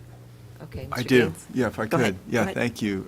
My question is of Jeffrey Neal, and thank you for your presentation. And I'm just trying to get a handle on the per capita revenue as it relates to property tax, because it's my understanding with Prop 8, you have the ability to reduce value right? We went into the Great Recession. But the county also has the ability to increase that tax as those values come back. And so I was of the understanding that we had gained back all those losses in value and maybe even exceeded it. But you're telling me something different, and can you give me a little bit more information so I understand that better? Sure, I'd be happy to. A couple of things. One is that in several counties, they've had very healthy property tax increases to that point. When you look at the number of counties, as you know, for example, in the area of the state that you're from, the counties are small. There's not as many. There's a lot of counties in less populated areas. That's part of it. Part of it is that we're looking at it in, as population grows and as inflation increases, those are cost pressures. So we're really looking at the amount of services that you can buy with the amount of property tax. So in plain dollar amounts, if you just look at it, I think essentially every county is recovered. But the other piece of it is that a number of things happened in the Great Recession that weren't just Prop 8 reductions. That for the properties that changed hands, for example, in the areas where there are a lot of foreclosures, Prop 13 locks in the assessed value at the, in those cases, foreclosure prices. Okay. And so you have a home, for example, or another building that could be worth several $100,000, but it was bought in foreclosure for $30,000 or $40,000 or $50,000 or $80,000. As long as it doesn't change hands, for example, if it was bought by an investor that's then holding on to it, that because Prop 13 it locks in that value. Sure. So there were a number of things that occurred, but part of it is the increase in population. Part of it's the effect of inflation, not Yes, currently. okay. But So just per normal. capita, that would decline even if the revenue was the same. Yes. It And so would it's the decline amount with of- more So what people. we're looking at with that analysis, the amount of services that you can provide to Yes, the okay. people in the community. Right, and if you're buying a home at let's say it was half price because of the Great Recession, and you bought that home, then you would lock that value in, which is great for the homeowner, right? Because yeah, that right. value only goes up 1% a year, but it hurts you from a government perspective in terms of revenue coming in and providing services. And I think the last piece of it is really just the recovery, the early years of the recovery in particular were very localized. They Okay. weren't broad-based. Okay. So I think that's another. That's piece. very helpful. Thank you. Appreciate it. Unfortunately, we are out of time. Mr. Newenberg, you don't get a question. That's fine. But hope that you will remain available to us if we reach out to you for more, for clarification. Thank you, gentlemen, for making this a priority and joining us today. Thank you. Thank you. You're welcome. Ms. Cicchetti? The last group of speakers on this topic to present are from the labor perspective. We have Jeremy Smith, Deputy Legislative Director, State Building and Construction Trade Council. All right. How are you doing, Mr. Smith? It's good to see you. Well, thank you. President Meredith sends his regrets. He's actually chairing a executive board meeting of the State Building Trades Council as Not we a speak, problem. previously scheduled. So Understood. you are stuck with me today. Appreciate the We time. receive you Mr. with Gaines. Thank open you. arms. Thank you. So why don't we go ahead and jump right in? Let's hear your presentation. I'm ready to go. Thank you.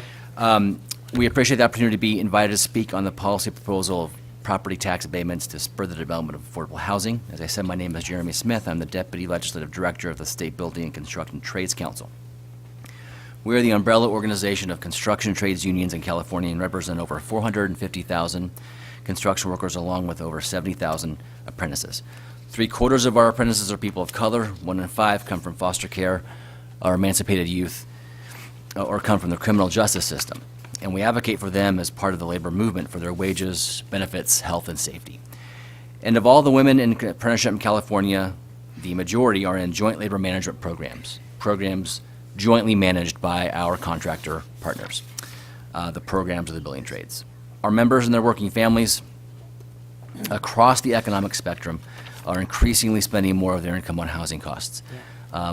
We are the labor movement, the construction labor movement. We tend to make higher salaries, better wages than other parts of the economy, and even our members are struggling in certain parts of the state. They feel this as acutely as anyone else. Even for many of our members, it's impossible to afford fair market rent for a 2-bedroom apartment, let alone entertain the dream of owning their own home. We want to be part of a solution to that. But we cannot address one crisis by causing another. And we cannot allow the solution to be the cause of exploitation of residential construction workers. Let me start with the availability of a workforce. Many previous speakers from your July hearing, have lamented the, quote, lack of available workers, unquote. We heard from speakers who, quote, believe, unquote, there are not enough construction workers to meet the demand, and who have heard that it's hard to find construction workers, who claim also that there are not enough training opportunities for women, people of color, or veterans.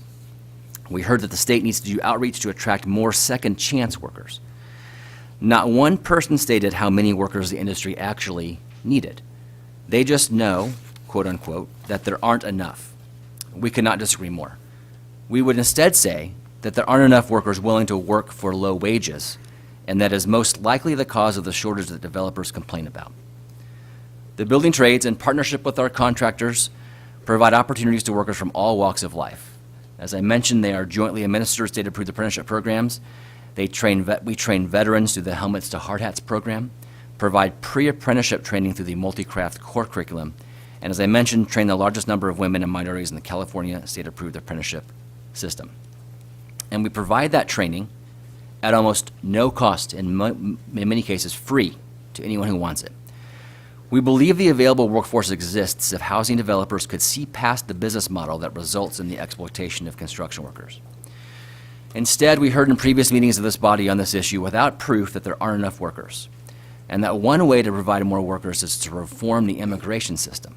To us, that means finding workers who are in a position to be exploited and to do heavy construction work, real construction work, for the low wages in the underground economy.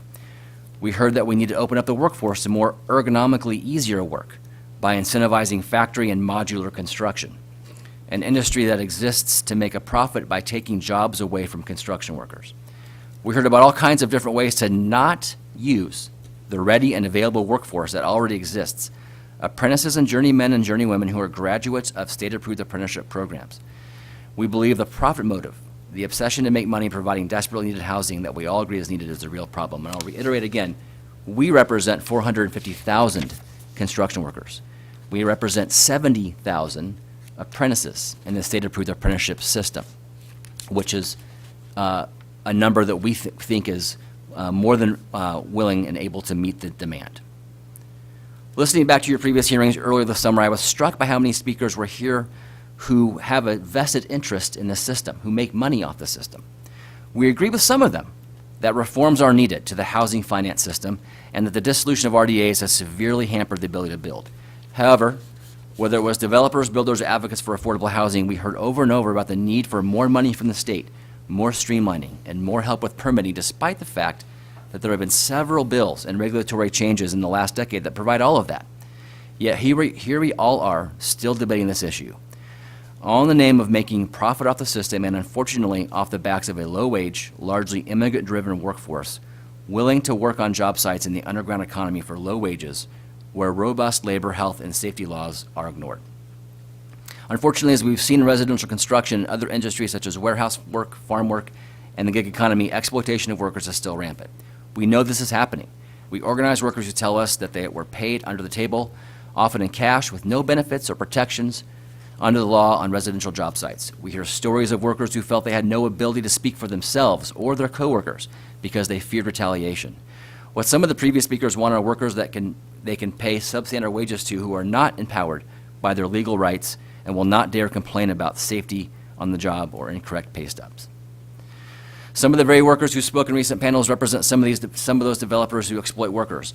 Not all developers are bad. I'm not painting a broad brush here. However, many of those groups oppose every single bill that is proposed or amended at the legislature that deals with housing streamlining that also require the use of a skilled and trained workforce. Amendments to legislation we always insist on. This requirement to use a skilled and trained workforce means that a percentage of the workers on the job site are graduates of state-approved apprenticeship programs. And there are non-union and union state-approved apprenticeship programs. This is not a union, non-union battle thing here. What might be most important about the skilled and trained workforce requirements is that it doesn't just mean that workers are experts in their craft. It means they know their value as a worker. They know when they or their colleagues are being taken advantage of, and they are empowered to blow the whistle. They know their worth as a worker, and that is exactly why some developers don't want them on job sites. The labor movement exists to thwart bad actors in the employment space who have used and will use any sliver of daylight in statute to not treat blue-collar workers legally and with respect. A favorite buzz phrase from the developer community is that strong labor standards such as skilled and trained won't allow housing projects to, quote, pencil out, unquote. Treating workers and their families fairly should always pencil out. What doesn't pencil out is the amount of money the public would need to provide to help build enough affordable housing to cover the need that is driven by poverty wages and no benefits. As it stands, data show 40% of the people enrolled in California's mean-tested safety net programs are from unrepresented residential construction working families. So we're already subsidizing the profits of these developers. It's appropriate that publicly subsidized housing projects set the highest standard for public benefit, and that includes job quality standards. I want to say one word about CEQA, a couple words about CEQA, then I'll wrap up. I was going to say just one on CEQA. A couple. Okay. I encourage you all to look at the analysis for SB 1118 from the Senate Judiciary Committee from this past session. All the data are complete according to the analysis. 3 recent studies have found CEQA litigation rates of between 1% and 3%. We've heard often here that CEQA is the problem, that streamlining needs to happen. It's important to note that discovery in CEQA cases is generally not allowed, as CEQA cases are generally restricted to review of the record. The concurrent preparation of the record of the proceedings is required to enable judicial review to occur sooner. Counties with a population of over 200,000 must designate 1 or more judges to develop expertise on CEQA and hear CEQA cases.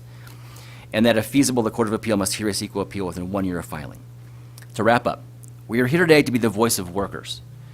We understand that there's a housing shortage in the state. Our members feel it acutely. I am grateful for the opportunity to tell you about the way that workers are treated in the residential housing market in California and urge you to not forget about those who will actually build this housing as you debate the property tax abatement policy proposal and all housing policy. Thank you. Thank you very much. I appreciate that. One of the things that became very apparent in the first certainly in the first work session, was that we needed to have that labor voice, that labor perspective. So I'm really glad you were able to make this a priority to be here. And I know you don't represent everybody, but you do represent a very important chunk of the labor community. And let me see if my colleague, I knew he had a question. Mr. Vasquez. Just a quick one, I was raised in a labor household, so I know how important it is to make sure this happens. And when I was the mayor in Santa Monica, we always had project labor agreements, which I think are real key in what you're addressing here. And at least as we move forward, I'll constantly bring that up. Thank you. Appreciate that. Thank you. Do you have any other advice? You watch the tapes, you watch the film, you've heard from maybe you're an affiliate in the labor movement from the teachers, the educators in particular, some of their concerns. You might have heard a discussion talking about CEQA. You brought it up a little bit, and a push for more reform. Anything else that you can give us that we should take under consideration as we continue to explore this topic? Well, I think you're on the right track here with the 30,000-foot level idea of providing funding for housing. I mentioned RDAs; those went away. That was a big hit. In talking to some housing developers that might sound like I'm angry at today, we did spend time talking to each other, not past each other, and I learned about them, and I learned some of the hurdles they face in creating affordable housing, and I believe they're real. I think the state auditor also came out with a report a couple years ago about some ongoing issues with the system. I think, though, this idea that there be some specific type of state funding just for housing, like the teachers have with Prop 98 and the schools have with Prop 98, dedicated just to it, is something I think we would all agree on that needs to happen, because the state should have a role here, and part of that role, especially in times of very flush budgets as we're in right now, which may not last forever, setting aside specific money that is there every year for housing is something that we would be very interested in looking at and seeing if we could support along the way. Of course, as long as it comes with robust standards for workers who are going to build the housing. Okay, so I assume you're going to be our partner as we continue to unfold and walk down this pathway. Of course. We We are just about out of time. We have our next speaker coming. Mr. Schaefer, did you have something you want to say? Yes, I was just going to say, I'm very impressed to hear that, is it 3/4 of the apprentices are people of color?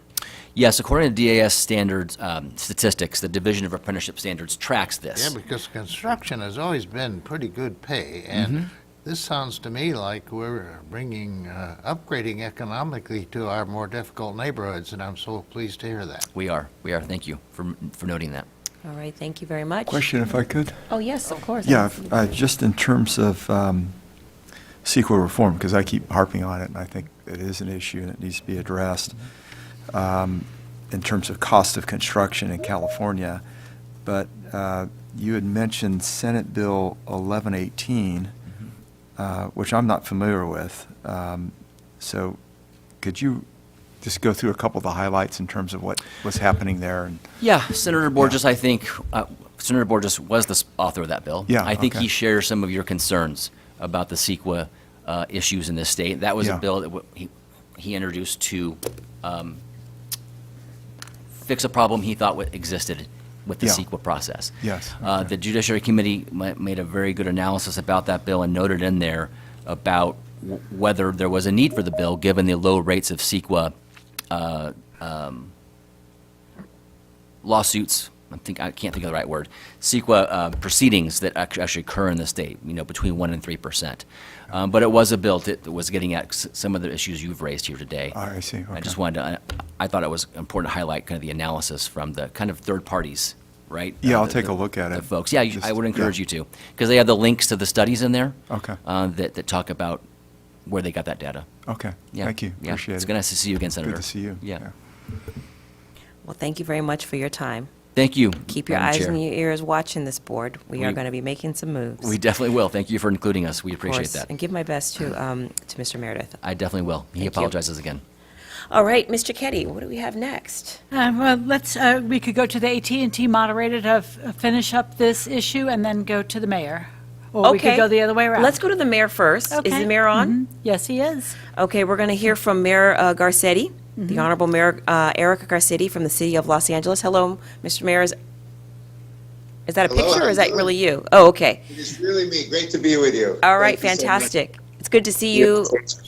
As well. Thank you. I appreciate really your focus so much on what I always say is the number 1, 2, and 3 issue in California: housing, housing, and housing. Almost everything in the California dream flows through our ability to build, maintain, preserve, and make accessible housing throughout California. The governor has often given me credit for something I once shared with him, that I noticed, we have the American dream and the California dream. It's not that people don't dream in other states, but that phrase doesn't exist as the Kansas dream or the Maine dream or the Florida dream. We have something very unique in California that's been predicated on our incredible jobs, our public education system, our great weather, and of course, accessible and abundant and affordable housing, which unfortunately, if you look at that fourth thing, while we still have great weather and great people and amazing jobs that continue to grow here, really our lack of being able to preserve and expand affordability for housing is the greatest threat, I think, to this state. You don't have to be homeless to see it, but you can feel it on our streets and homelessness, all the way up to a middle class that really questions whether it can stay. So thank you for your focus on this. Here in Southern California, we had a very historic regional housing needs assessment that was very controversial to go through, but we finally had a majority of all the 100+ cities in our 5-county region, the 88 cities of LA County, that showed a need for about 457,000 new units to be built of housing in just 8 years. 185,000 of those have to be for low and very low income, another 75,000 or so for moderate income residents. And so while we're doing everything to deploy all sorts of tools, from our zoning, our transit-oriented development, for instance, has been abundantly successful, producing about half of the housing we now build and encouraging affordable housing without subsidy, or whether it's looking at our work with accessory dwelling units, the artist formerly known as granny flats, which is now a quarter of our new construction. We're seeing people really answer this call. To put this in context, LA was building about a third the amount of overall housing 9 years ago when I took over as mayor, as we are every year now. But to my successor, who will be elected in just about 60 days or so, I say to her or to him, we're going to have to double that again in order to meet those goals. So we are being ambitious on the policy front. Our voters passed the largest homeless housing measure in the nation's history, which is building about and leveraging 12,000 units of permanent supportive housing 2 years earlier and cheaper than we promised and 1,000 more units than we had hoped, but it's still not enough. And so, the property tax exemption that you're focused on is such an important tool in incentivizing affordable housing. It reduces for us the monthly costs of operating each affordable unit by $500, about 40% of total operating costs. I just came from an opening yesterday in South Los Angeles, talked to 2 new residents who had been collectively on the streets for the last 40 years, between the 2 of them, 2 decades each. And we see the impact of how homelessness is now ended for them, how opportunity is expanded. One of the tenants, he has an Instagram account. He's a photographer. He's 77 years old and has been homeless for 20 years. And I'm already following him. He's talented. He's dealing with his bipolarity with case manager. But we need to do more. And I think there's a few things I can suggest to you that would be helpful. First of all, we support the expansion of the exemption to cover workforce housing with residents earning up to 120% of median income. This really will incentivize more production at that missing middle and help us get to our RENA goals. But in addition, we know on the side, I think that the Board of Equalization can be very helpful on the process, not just the actual granting of the exemption, and getting the organizational clearance certificates and supplemental clearance certificates to get welfare exemptions. As we know, prior to 2007, this was centralized at BOE, but now pushing this down to the county assessor's office in each county, most of whom do this very unevenly, talking to developers who work across California, it's very uneven. And maybe BOE could be helpful by requiring all the counties follow BOE's recommended process, even working with the legislature to put a time limit on how long a county can take to do that, and not have the authority to request more information than required by BOE unless specifically approved by BOE. A key change I also recommend is to allow affordable housing projects to obtain exemptions as soon as the affordable covenant is recorded on the site. We just recently worked with an affordable housing developer who has zero subsidy from any government source. When we give them the permits, they're able to build and to open up their doors in 13 months. Wow. They have enough money to be able to create 900 permanent supportive housing units this year, sell those off quickly and get that $100 million back into circulation to do another one. But they came to us saying, look, the city of LA, which is faster than most places, adds another 6 months to that, so that makes 20 months. And when we look at things like some of the exemption, waiting a few months might seem like fine for us, but you pile these on and then people say, why does it take 5 years for an affordable housing thing to get built? Well, cities are guilty. BOE is guilty, or county assessor's office and others. But I think instead of waiting until a project's completed and then placed in service and then requesting a refund, let's do that at the recording of the affordable covenant on a land site. I think it would also be helpful to allow property tax exemptions for all uses on a project if all are nonprofit uses, not necessarily nonprofit owners. They would be eligible for an exemption even when affordable housing development, a for-profit entity potentially, owns the site and leases the space to the other nonprofit users. Let me give you an example of that. Here in Los Angeles, we had an affordable housing project on a church parking lot. It included, among other uses, 49 housing units and parking for the church, a child care center that was operated by the YMCA. And all these uses we know make sense together. If you're a family, you need child care, you need parking, you need to be able to have housing. But each was operated by entities that could secure an exemption if they own the site on their own. But in order to secure the exemption for each use, we had to have this complicated air rights subdivision so that each nonprofit owned its own project rather than just the Y and the church leasing from the affordable housing project. So if we can figure out a way to just allow, if they're all nonprofit uses, to have a single exemption for everybody on that site, that would be extremely helpful too. And lastly, the property tax exemption requires that the managing general partner of all tax credit partnerships be a nonprofit that materially participates, that's the quote, materially participates in the development and operations of the project in order to be eligible for the exemption. Although this has supported the role of mission-based nonprofits, it's also that bring a commitment to the operating of that affordable housing well over the long term. It's also opened the door to nonprofits who operate primarily to technically fill this role of the managing general partner, but who don't add capacity or resources to the partnership. So the regulations require that the nonprofits be true partners, but this is difficult to enforce well.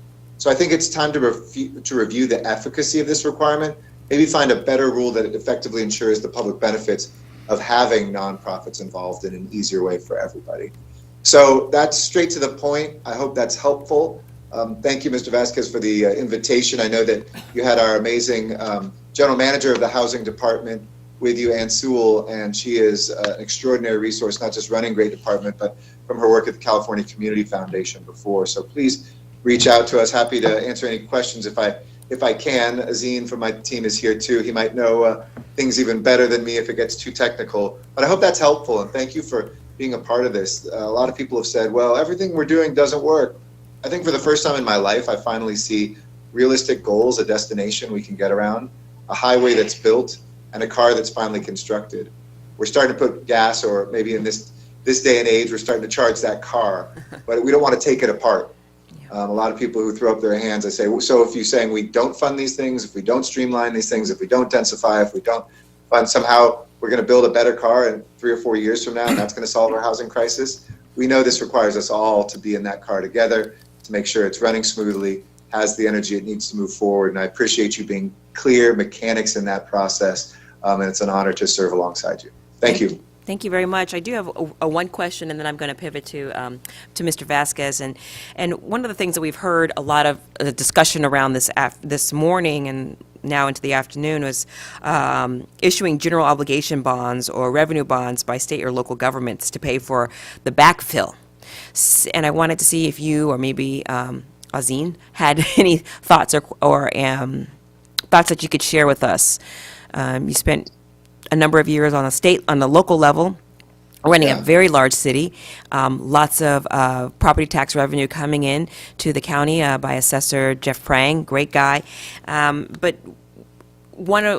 as we walk down this line of considering tax abatement as a tool to help build affordable housing, one thing that we're starting to hear now is, particularly from our allies in the education department, is they're very concerned about not having enough money for public education. And so the conversation has been really focused around backfill. And wanted to just get maybe your thoughts or feelings on issuing general obligation bonds or revenue bonds by local governments to pay for the backfill. You know, I don't know that we would do that in Los Angeles. I mean, just because of our credit ratings and other considerations where that would be somewhat risky, quite frankly, for future administrations and obligations in the future. Azine can chime in on this too. But I think the greater threat to our public education, quite frankly, is people leaving because it's unaffordable to stay. That's really when you're going to see a depression of revenues. And also, as we're seeing in Los Angeles now, not enough students for our schools. So the fixed costs of our schools remain, but families can't afford to stay in places like Los Angeles. So we're chasing two different things. I would say any emphasis where we don't envision that you're losing the tax revenues because of this, because of the exemptions, but that you're actually ensuring that we will continue to have students, that the local school districts will get the per child reimbursements for their attendance every single day, instead of having now schools that are 40, 50, 60% filled and have to be closed down, and employees have to be laid off. I would say that is a bigger threat. But Azine, I don't know if you have any other thoughts on I haven't heard anything, and I would think that it would be something we would be very hesitant to do, at least at the city level. So we've heard the same from other fellow mayors on Riverside, Fresno, as well as Santa Monica. So I just wanted to check in to see if you had any differing opinion. Mr. Vasquez. First of all, Mayor, thanks for finding the time to join us. I know we were going back and forth the last couple of days. Really appreciate it.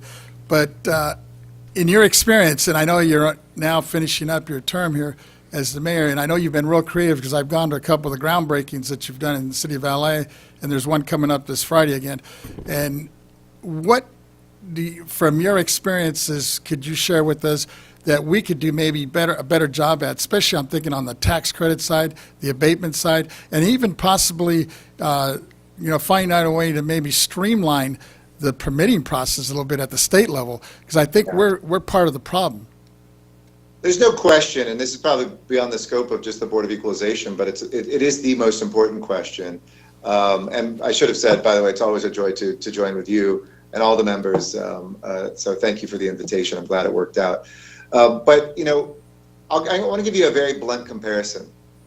We're coming in, as I mentioned, about 15,000, I didn't say the exact number, but 15,000 less per unit in city subsidy for the projects that are, we just went to a ribbon cutting yesterday. As you mentioned, there's one on Friday. I used to go to one a quarter, by the way. We're going to 1 or 2 a week. So we're really cooking with oil now.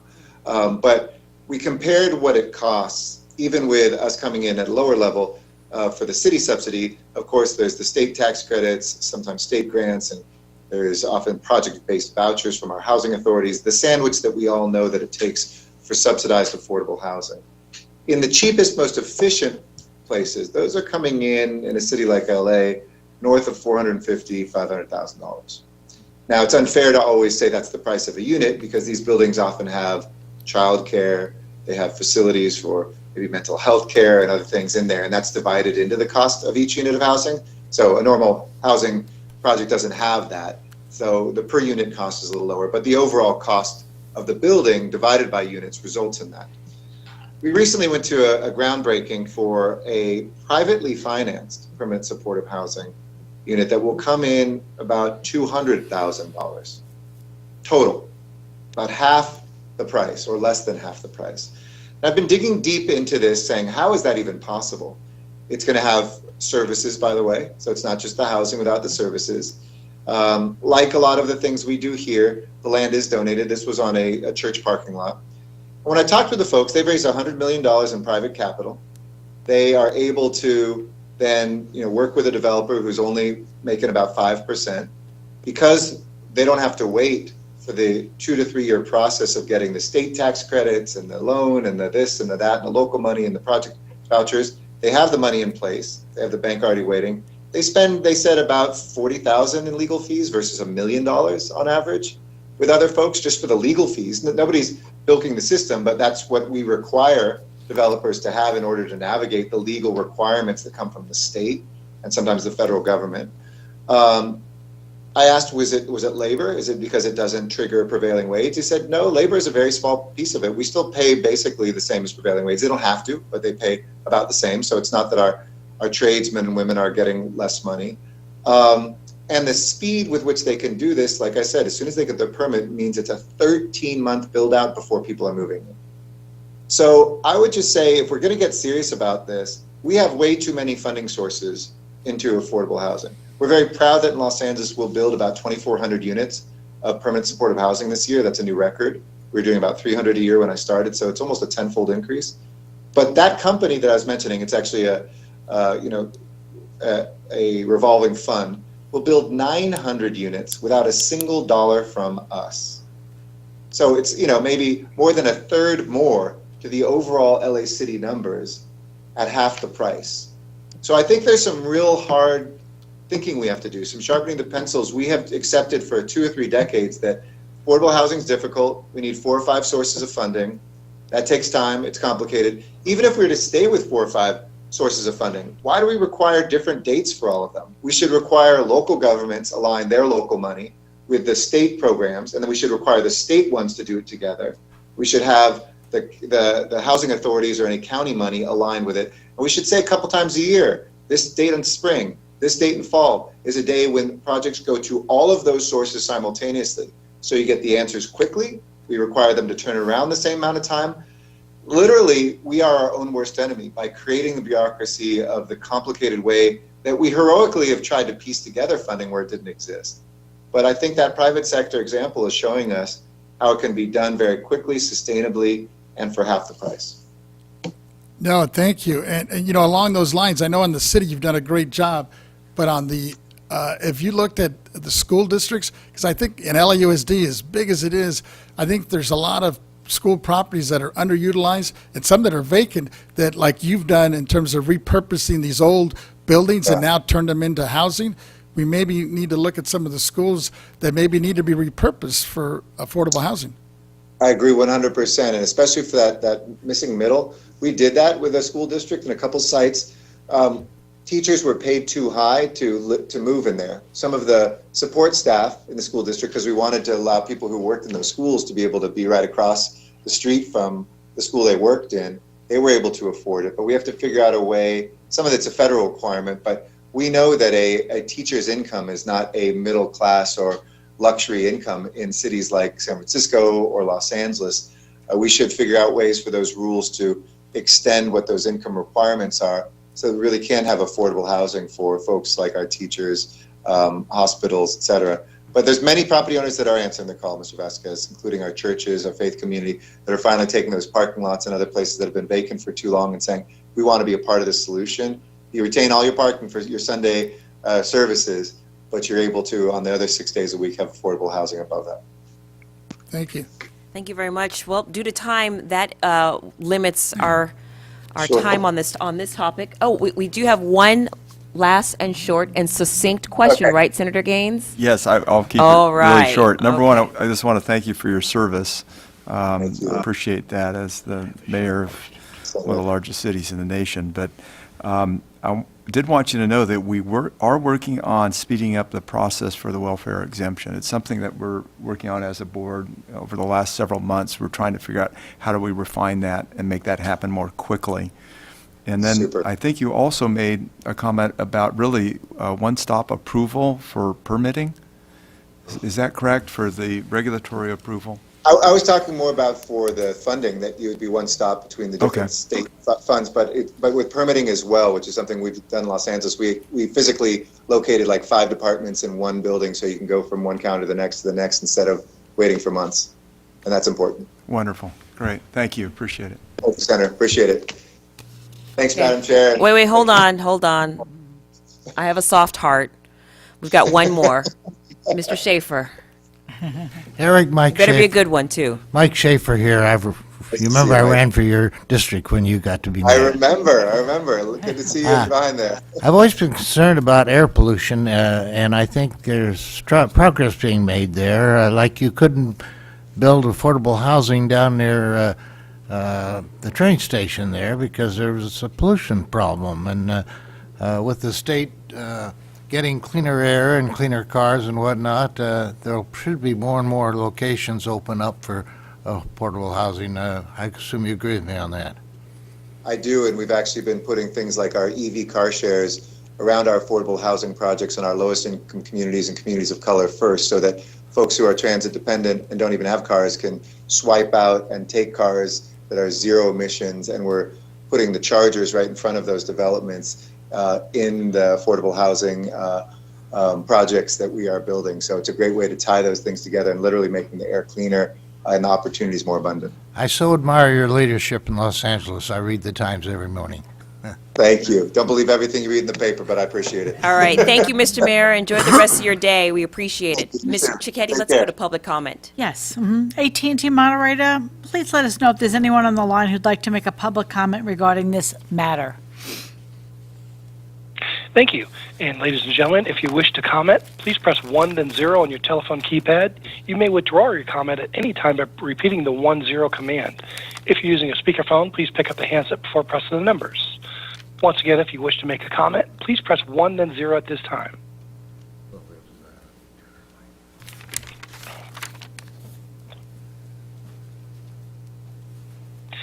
Madam Chair, we have no one queuing up at this time. All right, thank you very much. Ladies and gentlemen, it is 12:52. We need to take a lunch break. We will be reconvening at, let's say, 1:35, and we will begin with our good friend, Mr. Richard Moon. Thank you. We are in recess.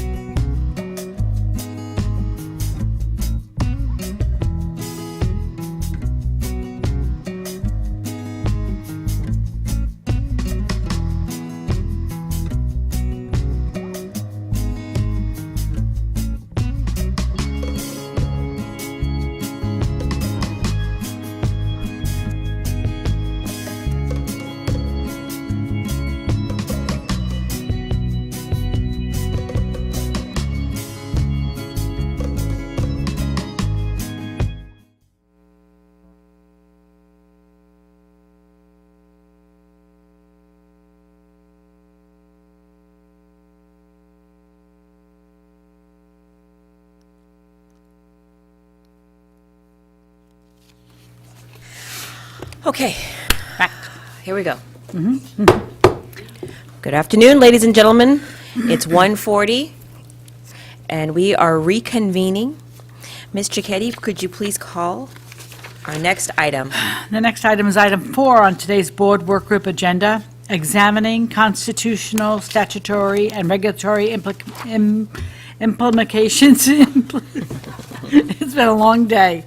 What's required? The speakers for this presentation is Mr. Richard Moon, Tax Counsel, California State Board of Equalization, and the Honorable Leslie Morgan, President of the California Assessors Association. Thank you. Is Miss Leslie Morgan going to be joining us in person or online? I believe via Teams. Oh, that's just here. Oh, She I think is. she's loading up. It looks like she's coming right on. Okay. Hello, Mr. Moon. Here she is. Hi, everyone. Good afternoon. Good afternoon. Thank you very much for making time to be a part of this conversation. As you heard, you already know we are discussing examining constitutional, statutory, and regulatory implication about what's required. And this is, I think, a really important part of our agenda. Mr. Moon, would you like to begin? I'd be happy to. Thank you. So, good afternoon, Chair Cohen, members of the board. I'm Richard Moon with the Legal Department. And during the work group meetings, as you've just stated, there's been a lot of information presented and a number of ideas shared. And I've been asked to give a general description of what kind of changes, constitutional, statutory, or regulatory, that might be necessary to carry out some of these ideas. And of course, in order to be really specific, in order to know exactly what would need to be done, we would need to see a specific proposal. But what I'd like to do is to present sort of a general high-level framework that will hopefully help the board in thinking about what might be required to pursue any proposal that might be presented. And then I will talk about a couple ideas mentioned against that framework to illustrate how it might be helpful. And I do need to make one caveat that this framework applies only to property tax assessment and exemption-related ideas, the area over which the board has authority, of course, and in which I have experience. Proposals not involving assessment would be subject to different rules, and these might include ideas involving taxes other than ad valorem property taxes, or property taxes but at a point after assessment, and then revenue and backfill type issues. And those types of issues would require analysis likely by other government bodies. So there are two categories, if you will, of how to implement ideas or how a proposal or an idea might be implemented. And the first sort of broad category are those that the board could implement on its own. And that would be because there would be already existing authority for the board to do that. And in those cases, the board could do what it's good at, issuing LTAs or other guidance, for example, doing rulemaking, or reviewing our internal processes. And the second sort of broad category are those proposals or ideas that the board could not implement on its own, and that would be because there's no existing authorization. And if that's the case, then either statutory or constitutional authority would have to be sought. And for real property exemptions, the kind we'd be talking about here, since housing is real property, constitutional authorization is required because all real property is subject to tax unless otherwise provided by the Constitution. And if constitutional authorization does exist, then a statutory change would be required. And I'd like to sort of apply this framework against the welfare exemption as an example, and hopefully that will be helpful. So the Constitution already authorizes the legislature to exempt property that's both owned by a nonprofit and used for charitable purposes. And based on this authority, the legislature enacted the welfare exemption for certain types of low-income housing owned by nonprofits, and then charged the board with administration of the organizational clearance certificate and the supplemental clearance certificate, the OCC and SEC. Because authority to administer the OCCs and SECs already exists, the board could, and in fact has, as we heard yesterday, on its own engage, for example, in a review and streamlining of the approval process. because no additional authority would be necessary. However, if a proposal is to extend the welfare exemption, again, just as an example, to moderate income housing owned by nonprofits, this would likely require a statutory change, since currently Section 214 only allows exemption for low-income housing owned by nonprofits. And then if the proposal, again, just as an example, was to allow exemption for for-profit developers, that would likely require a constitutional change, since currently the Constitution only allows exemption for nonprofit owners. So we would, of course, given any specific proposal, use kind of this high-level framework to think about what would be required. But again, I think it is important to emphasize that depending on the proposal, there are potentially a host of things that we would need to look at. But hopefully that sort of high-level overview is helpful to the board, and I'd be happy to take any questions. Thank you. Yes.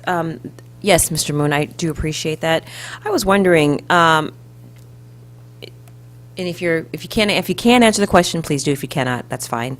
How could property tax abatements be authorized without amending the state constitution? Well, again, I think it would depend on the specific proposal. So I had mentioned, for example, if the desire was to extend the exemption to for-profit developers, that would require a constitutional amendment. If it were just to sort of expand the parameters a little bit, again, for example, to allow it for moderate income housing, then that would require a statutory change. So it would, I think it would really depend on what the proposal is. All right, thank you. I didn't realize that there was distinction, so that's actually very helpful. And can you let me know what legislation is needed to authorize a bonding option for a backfill? So, for example, like the general obligations bonds that require voter approval, or revenue bonds where the cash flow from rents pay the backfill. So that's the kind of idea that would be in that category of ideas that aren't related to directly to property tax assessment or exemption. And so I wouldn't be able to speak to that. All right. I thank you. Thank you very much. Yes, Mr. Vasquez.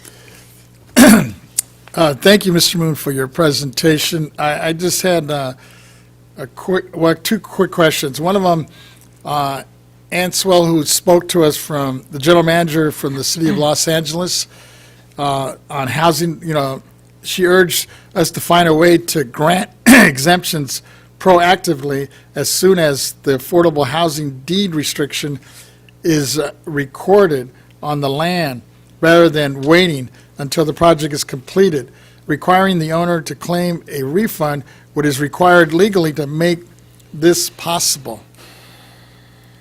Yeah, so I think what she had been referring to was the ability to exempt land while it was vacant. And so that's one of those things that may fall into a gray area. So I think some would argue that all that would be required is a statutory change because there's an existing welfare exemption. And I think there may be some who would argue that it would require a constitutional change because the argument would be that vacant land is not actually being used for the charitable purpose. And I think if presented with that kind of a proposal, that's something we would have to take a little bit of a deeper dive on. So potentially we could have some authority on that, you're thinking? Yeah, well, there's authority in the sense to exempt property used for charitable purposes, and the question would be, is vacant land used for charitable purposes? And I think there's good arguments that the answer might be yes. But again, that's something we would look at. And earlier you mentioned in your comments, and I may have missed this, but did you say that it'd be difficult for us to implement the New York 421A program? Well, I unfortunately, I'm not all that familiar with the 421A program. From what I understand, it's some type of exemption. It is. For affordable housing. And so, again, we do here in California have an exemption for affordable housing. But, there, of course, are limitations and criteria that have to be met. And so I don't know if ours overlaps with theirs or sort of what the parameters of theirs is. that's what I was wondering, because obviously there's two different constitutions, and I just didn't know if it would take a constitutional amendment on our end, or if we have any authority to implement something like that here. Yeah. So again, going back to sort of that general framework, what our Constitution allows is property exemption for property owned by nonprofits used for charitable purposes, and the legislature has determined that a charitable purpose is low-income housing. So again, there's a lot more that could be involved there, but that's sort of the general frame. Okay, thank you. Thank you. Yes, go ahead, Mr. Gaines. Yeah, just like to expand on that, because we don't have taxing authority, but we have exemption authority. And so it sounds like what you're saying is that we might have the ability, in the case that Member Vargas is, Vasquez, sorry, is presenting, in terms of the opportunity, if we focus on these school lands, then we might have the authority to grant the exemption? It's a little bit, I would say, even more nuanced than that. Okay. So I think we have the authority to administer an existing exemption.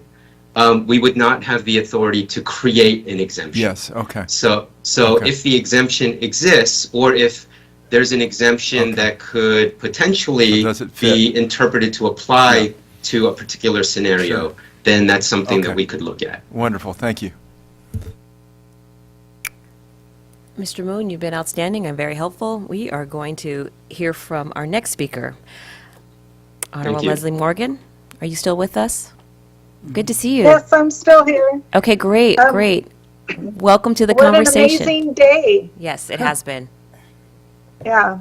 So, Chair Cohen and members of the board, thank you for having me here. As you stated, I'm Leslie Morgan. I am the Shasta County Assessor Recorder, and currently the president of both associations, the Assessors Association and Recorders Association.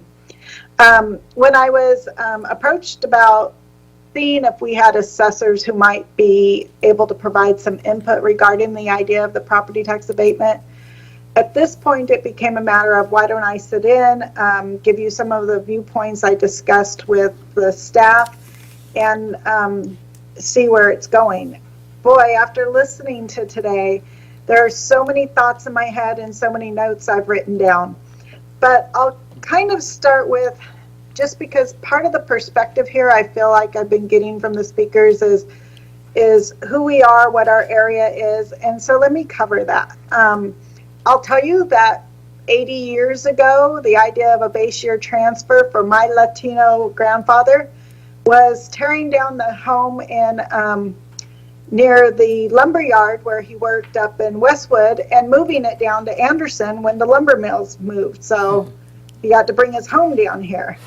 And what's happened over time, I'll tell you, in Shasta County, because obviously we're a much smaller county than when we heard from the mayor of Los Angeles, is we have the same issues that we're hearing about from the schools, where our own staff, and you guys must see it as well, but our assessor staff can't hardly afford homes in the area. And even when you look at other parts of assessment and administration, and you look at the conversations you heard about, like Prop 19, and the people who want Prop 19 repealed, there are elements to those same conversations that really come into play with what we're talking about now and affordable housing, when you consider that part of what Prop 19 did is made the homes that weren't transferring for those individuals to live in, that were also the homes of the parents, to transfer those base years. Thus kind of creating the world of, are you going to sell that home, place it on the market, and make it available to other families? So there's so many aspects to this. I mean, in our county, our ACES scores are 3 times the average of the state. And every time I consider the conversation pieces we're talking about with whether it's a downturn in the market, a downturn in the revenue, the addition of more exemptions, whatever the effects are, the largest source of discretionary income to our county is, of course, property taxes. That covers the schools, the largest portion of it, obviously, our law enforcement, our fire. The conversation. And so everything kind of snowballs, everything's like circular and snowballs together. And I figured I'd cover that initially because I feel like Ms. Morgan, can you just give me a second, please? If you're on the call, please mute yourself. We can hear your background. I think they took care of it. And Thank there's you. someone else on the line, yeah. Sure. Okay. Okay, Ms. Morgan, go ahead. Okay.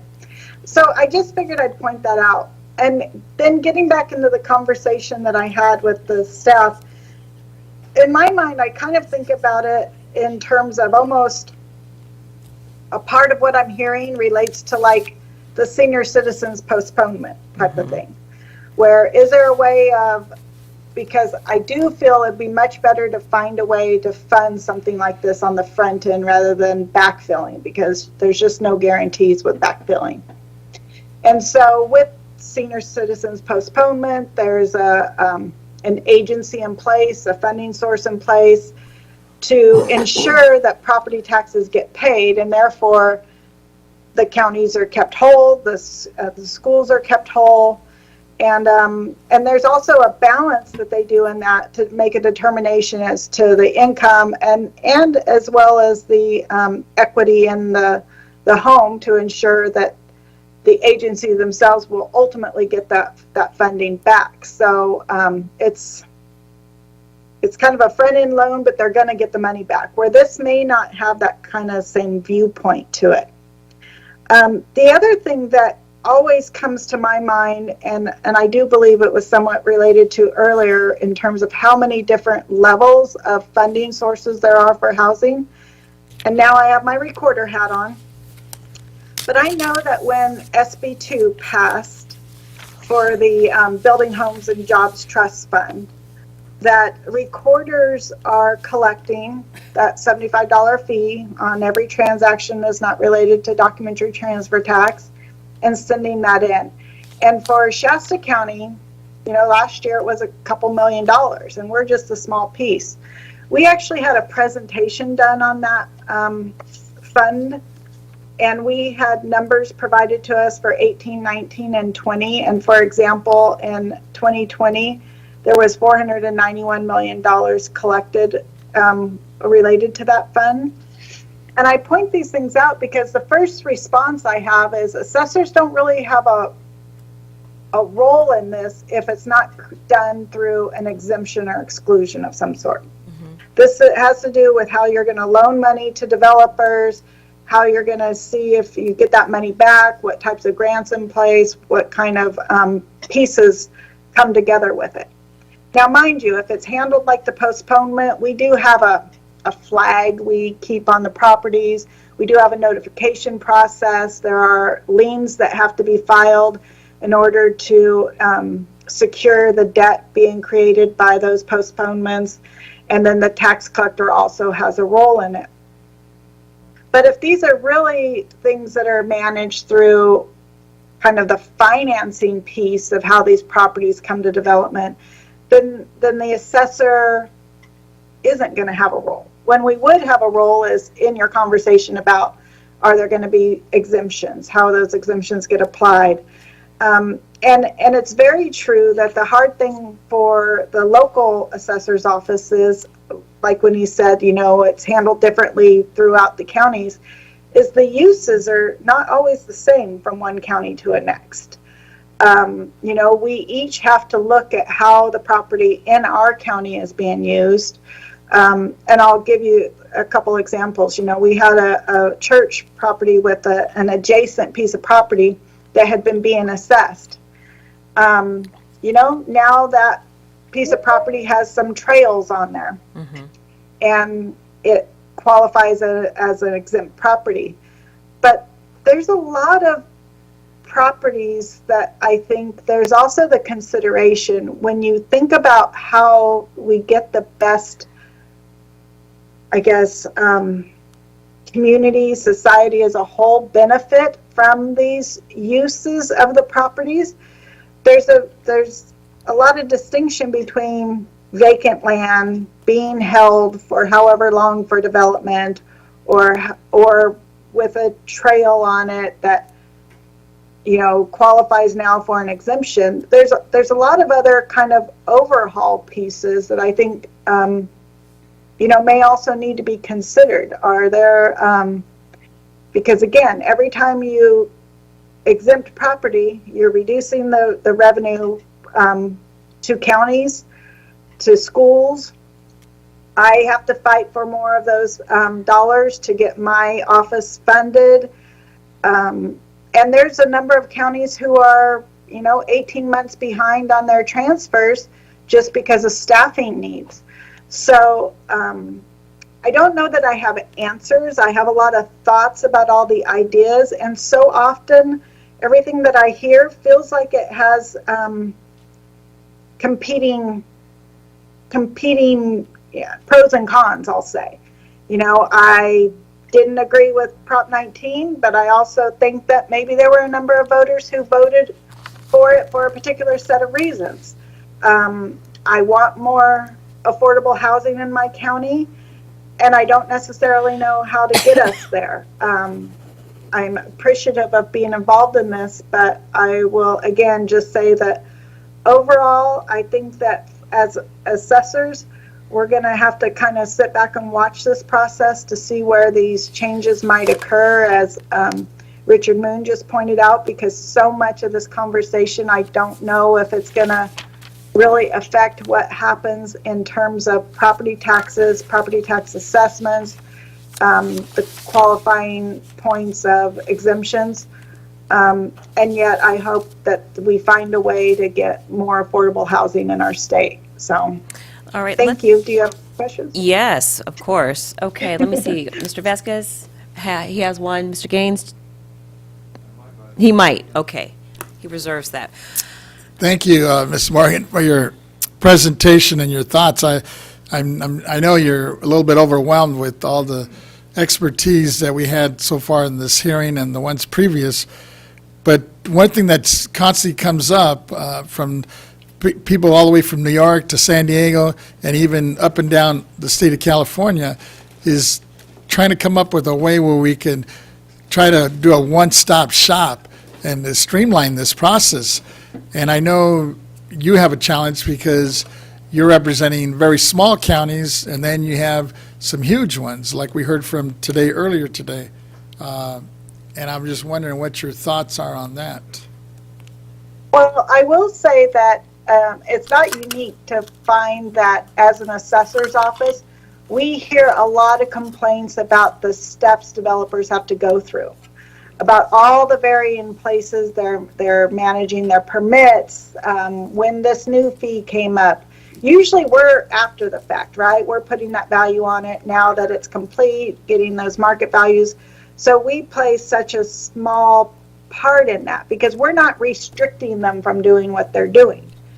But it's very common, whether it's our small county or somebody else, to hear that the permitting process, the getting everything in place, going through the studies and implementations, a one-stop methodology would be great, I think, from the development side, but also on the lending side, when the mayor discussed all the different pieces coming together, and how they have to apply to this agency, this agency, this agency, all on different timelines, all with similar yet not always the same application. Boy, if you could do that in one format, one agreed upon format, to say we're all going to use this application to see if you qualify for this whole gamut, like FAFSA. You know, really, our students, they go apply to FAFSA, and then we figure out what they qualify for, and we can get those fundings to them. Why can't we do that with development? Because, I mean, we hear it too. Like I said, we're kind of after the fact in terms of what we're doing with it, but we hear a lot of the frustrations from the developers when they're trying to get these projects going. Yes. And along those lines, if I could add to it, do you from the county level, I've asked the cities, and I'm wondering from the county level, is there any way, or do we have a process where we could come up with the inventory of vacant lots in counties throughout the state of California? Well, I know that we have codings for vacant lots.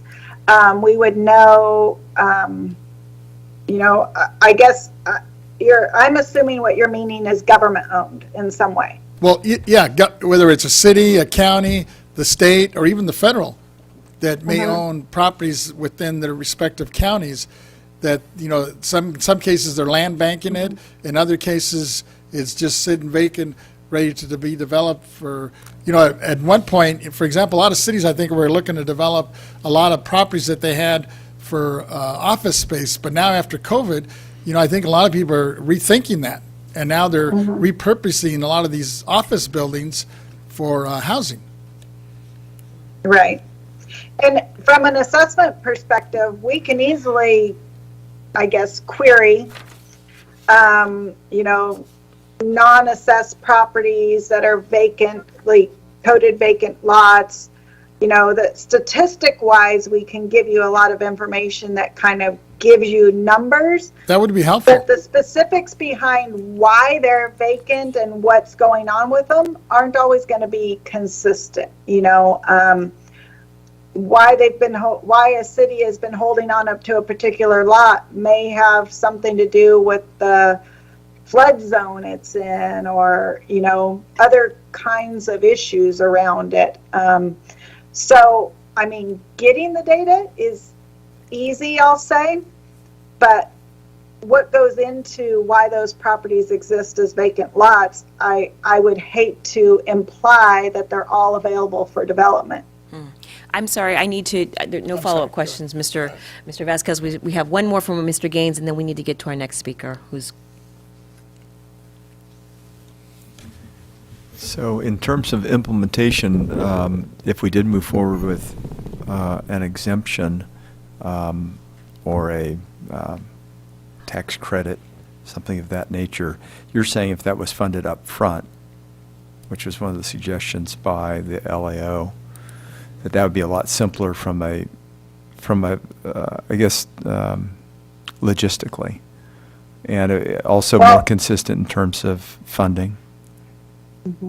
Exemptions aren't typically funded up front. What I was referencing is like the property tax postponement of like the senior citizens. If a program was developed like that, it would ensure that when we make an assessment, there's a tax bill created, and then the tax dollars associated with that are then filled to the county level, to the schools, all the agencies involved. So we would still do everything exactly the same, but there would be an external mechanism of who's going to pay that bill, essentially, right. Yeah. And how's that work into the development. Sure. Where exemptions aren't handled that way. Yeah, I'm sorry, I misspoke. Abatement. Okay. I'm sorry, I'm going to have to put a... Thank you. Thank you so much. All Appreciate right. Ms. Morgan, I hope that you'll continue to be part of this conversation and watch what we're doing here. You're one of our stakeholders, so I know that we're going to actively be reaching out to you and the association. We're just in a fact-finding position right now. Thank you. Thanks for making time to join us today. The next speaker, Ms. Cicchetti, would you mind? Let's go to the AT&T moderator on this one item before we go to the next one. Thank you very much. Yes, AT&T moderator, can you please let us know if there's anyone on the line who'd like to make a public comment regarding this item? And again, ladies and gentlemen, if you would wish to have a comment, please press 1 then 0 at this time. You may withdraw your question at any time by repeating the 1-0 command.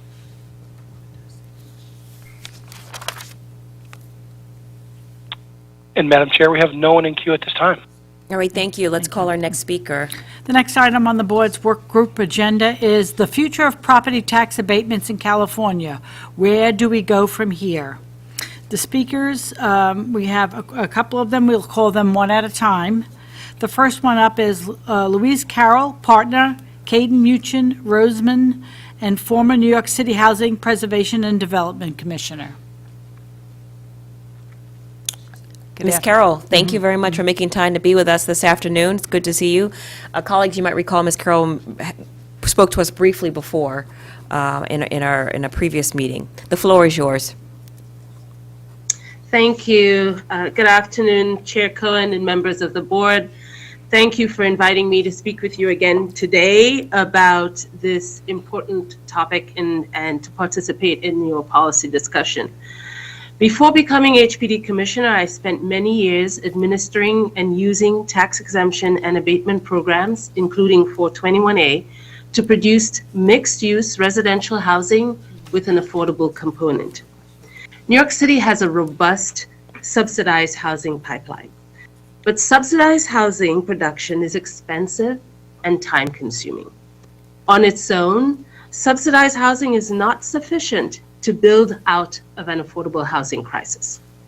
A market rate building may take 1 to 2 years in pre-development and another 2 to 3 years in construction, while a subsidized building may take 8 years plus, at least in New York City, depending on the funding sources and the rules and regulations associated with these funding sources.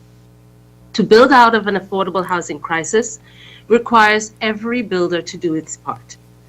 It requires developers of market rate housing as well as not-for-profits and MWBEs to build housing for a range of incomes, including low, moderate, and middle income.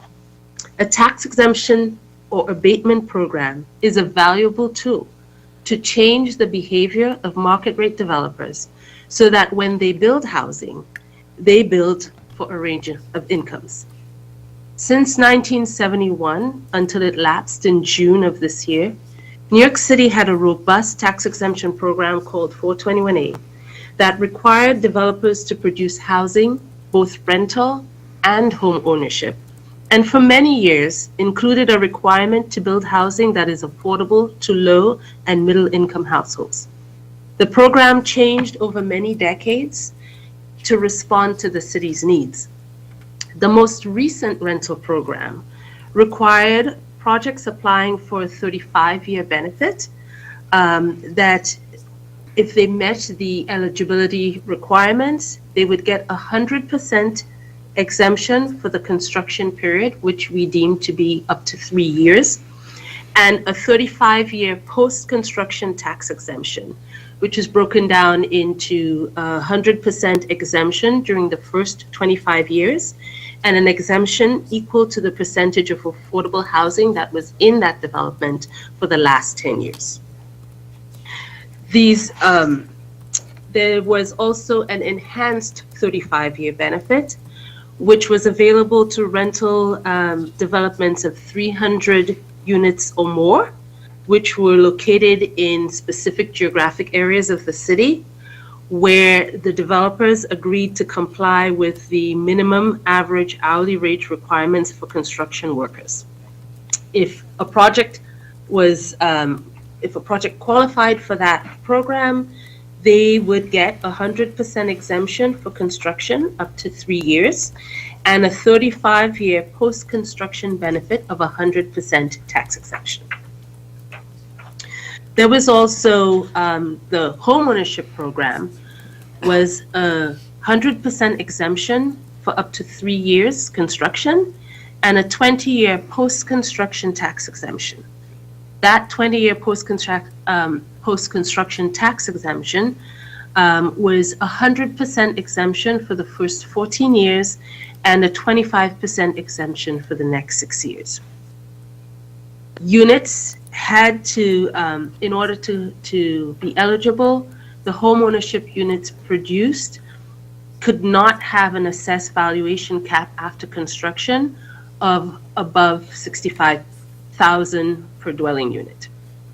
These homeowners would have to sign a primary residence requirement, which would be put in their deeds, and those buildings had to be 35 units or less.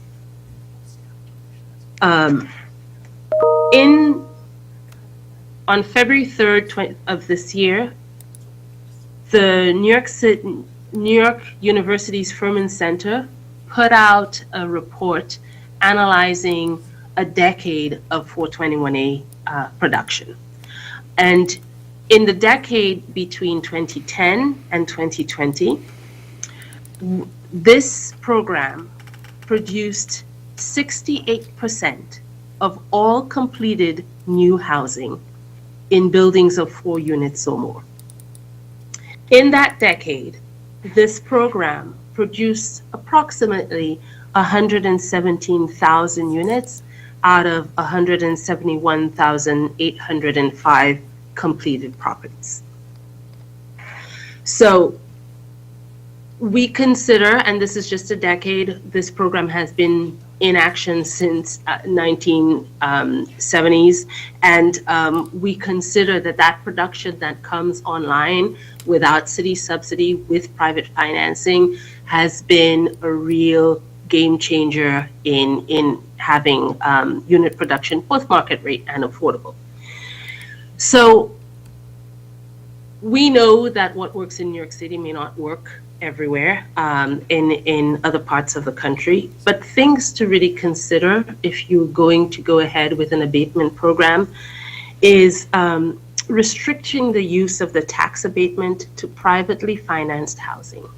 Why? Because you're able to harness the speed of construction and the financial efficiency of private production.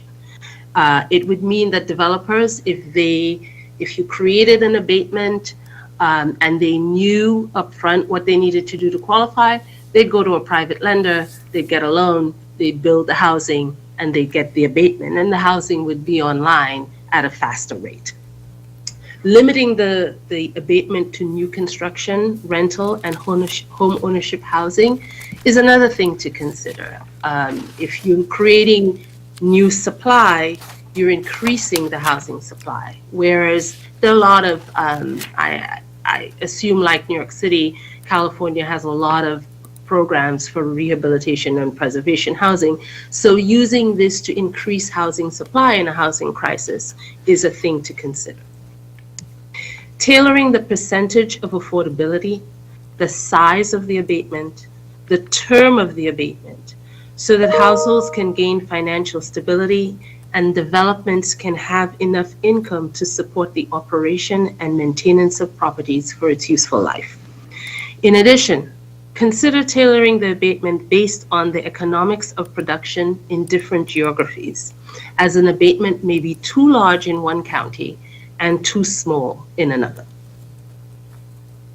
Another question to consider in where do you go from here?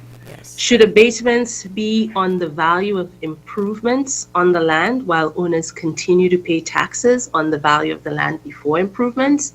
That way you're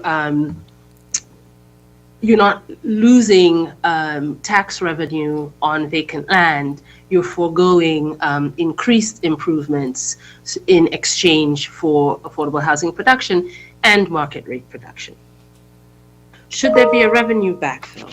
Or will the economic activity created by an increase in land sales, transactions, jobs, etc., decrease the need for tax revenue or a backfill? For example, in New York City, our transfer tax and mortgage recording tax in 2020, transfer taxes were collected to the amount of $14 billion. And mortgage recording taxes collected was about $10 billion. In New York City, our mortgage recording tax is 1.8% for mortgages below $500,000 and 1.9% for mortgages above $500,000. The transfer tax is 1% if a property value is less than $500,000 and 1.425 if it is above $500,000. So that is another consideration, as opposed to a backfill, that increasing the mortgage recording taxes and transfer taxes associated with the increased transactions that you might expect to have with such a tax abatement might be a solution as well. Consider location of the affordable housing within developments to avoid creating stigma. Avoid clustering affordable units together. One of the issues we've had in New York City, which we've we fixed is when you have mixed income housing, also making sure that any amenities that are available to the market rate tenants are also available to the low and moderate income tenants. Finally, any program you choose must meet the needs of Californians as understood by your elected officials. What worked in New York City may not be universally applicable, but the affordable housing crisis is a national one, which comes down to math. Can rents support building construction, as well as operation and maintenance? If it doesn't, a tax abatement is just one way of making the math pencil out. If you have any questions, I'm happy to answer them. Thank you. A couple questions. What was the process or the formula that you used to come up with many of the figures that you rattled off, like the mortgage taxes? How did you determine that? So these numbers come from our Department of Finance and our assessors. I know you have you have your assessor on here, and so this report about how much recording tax was mortgage recording tax and transfer tax was paid was from a report from the Real Estate Board of New York, and they analyze the tax data in New York City. So specifically, was there a process involved where you had the members of the legislature had to take a vote? Or was it just the Department of Finance and the assessors got together, they agreed upon it, and then that was what was universally adopted and accepted? I understand. Thank you for your question. So let me start with the imposition of taxes. The state is really the responsible for determining the tax structure. So for example, 421A is a state legislation that is formulated in concert with the city. The state itself has its own transfer tax and mortgage recording tax, and then the city was able to promulgate through rules its own additional mortgage recording tax and transfer tax. So what I'm quoting is really what the city's rules are, not the overall mortgage recording tax and transfer tax collected on New York City transactions, because the state has, in addition to the city, its own legislation. Thank you. That's actually helpful and it answers my question. Let me see if my colleagues have any questions. Mr. Vasquez, please. Yes, kind of piggybacking on that question. So the transfer tax and I guess other fees, taxes, some you said were city and some were state. Was that enough to backfill the abatement to make the cities whole? So the 421A program currently costs the city over $171 million. I would say when we talk about mortgage recording tax and transfer tax, we're talking about all real estate transactions in the city. So there isn't a one-to-one correlation. One of the criticisms of 421A is how expensive it is to finance affordable housing in that way. I would say that the jobs created, the value and the cost of the units created, we did an analysis in New York City that if the city had to pay for the units, the affordable units, not the market rate units, but the affordable units that are created through 421A, and we assume that it's about 5,000 units of affordable units a fiscal year, probably a little bit more, that it would eat up our entire $1.4 billion in capital that New York City allots to finance affordable housing, as well as all of our tax credit allocation and any other monies that are allotted for affordable housing. And the reason is, if you're creating housing at 60% AMI, affordable to 60% AMI, or 40% AMI, that housing does not cover the cost of maintaining it, its maintenance and its operation.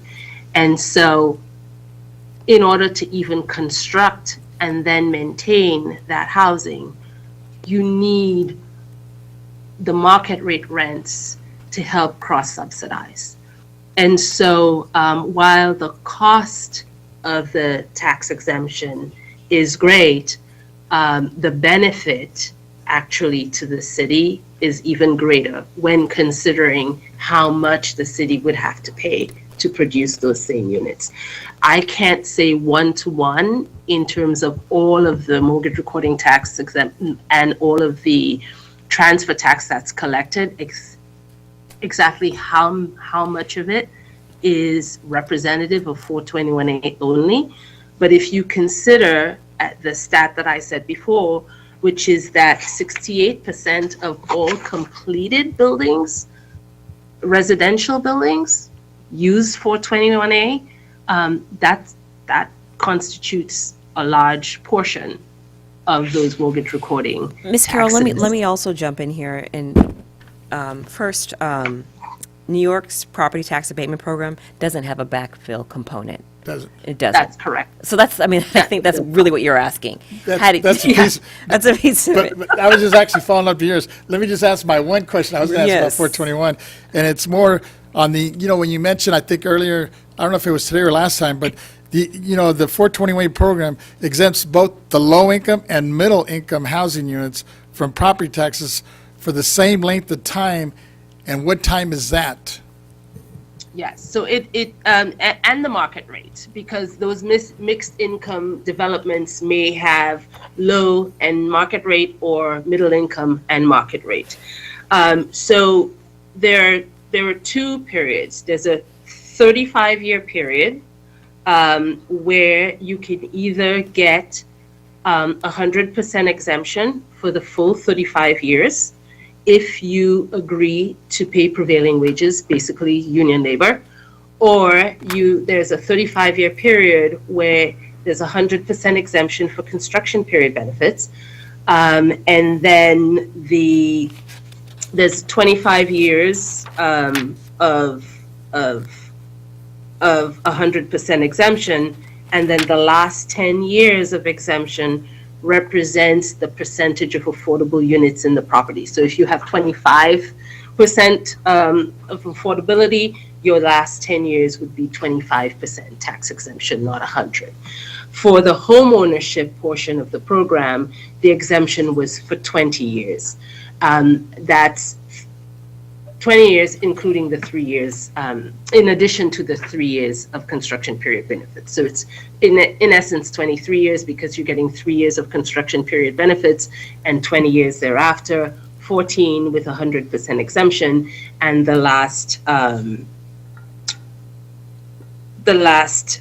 years, I think the last 6 years, you're getting something like 25%. Thank you. Let me see if my colleagues on my left, do you have any questions down here? No. All right. Ms. Carroll, you are an expert in this area. Thank you for taking time again to impart some of your knowledge.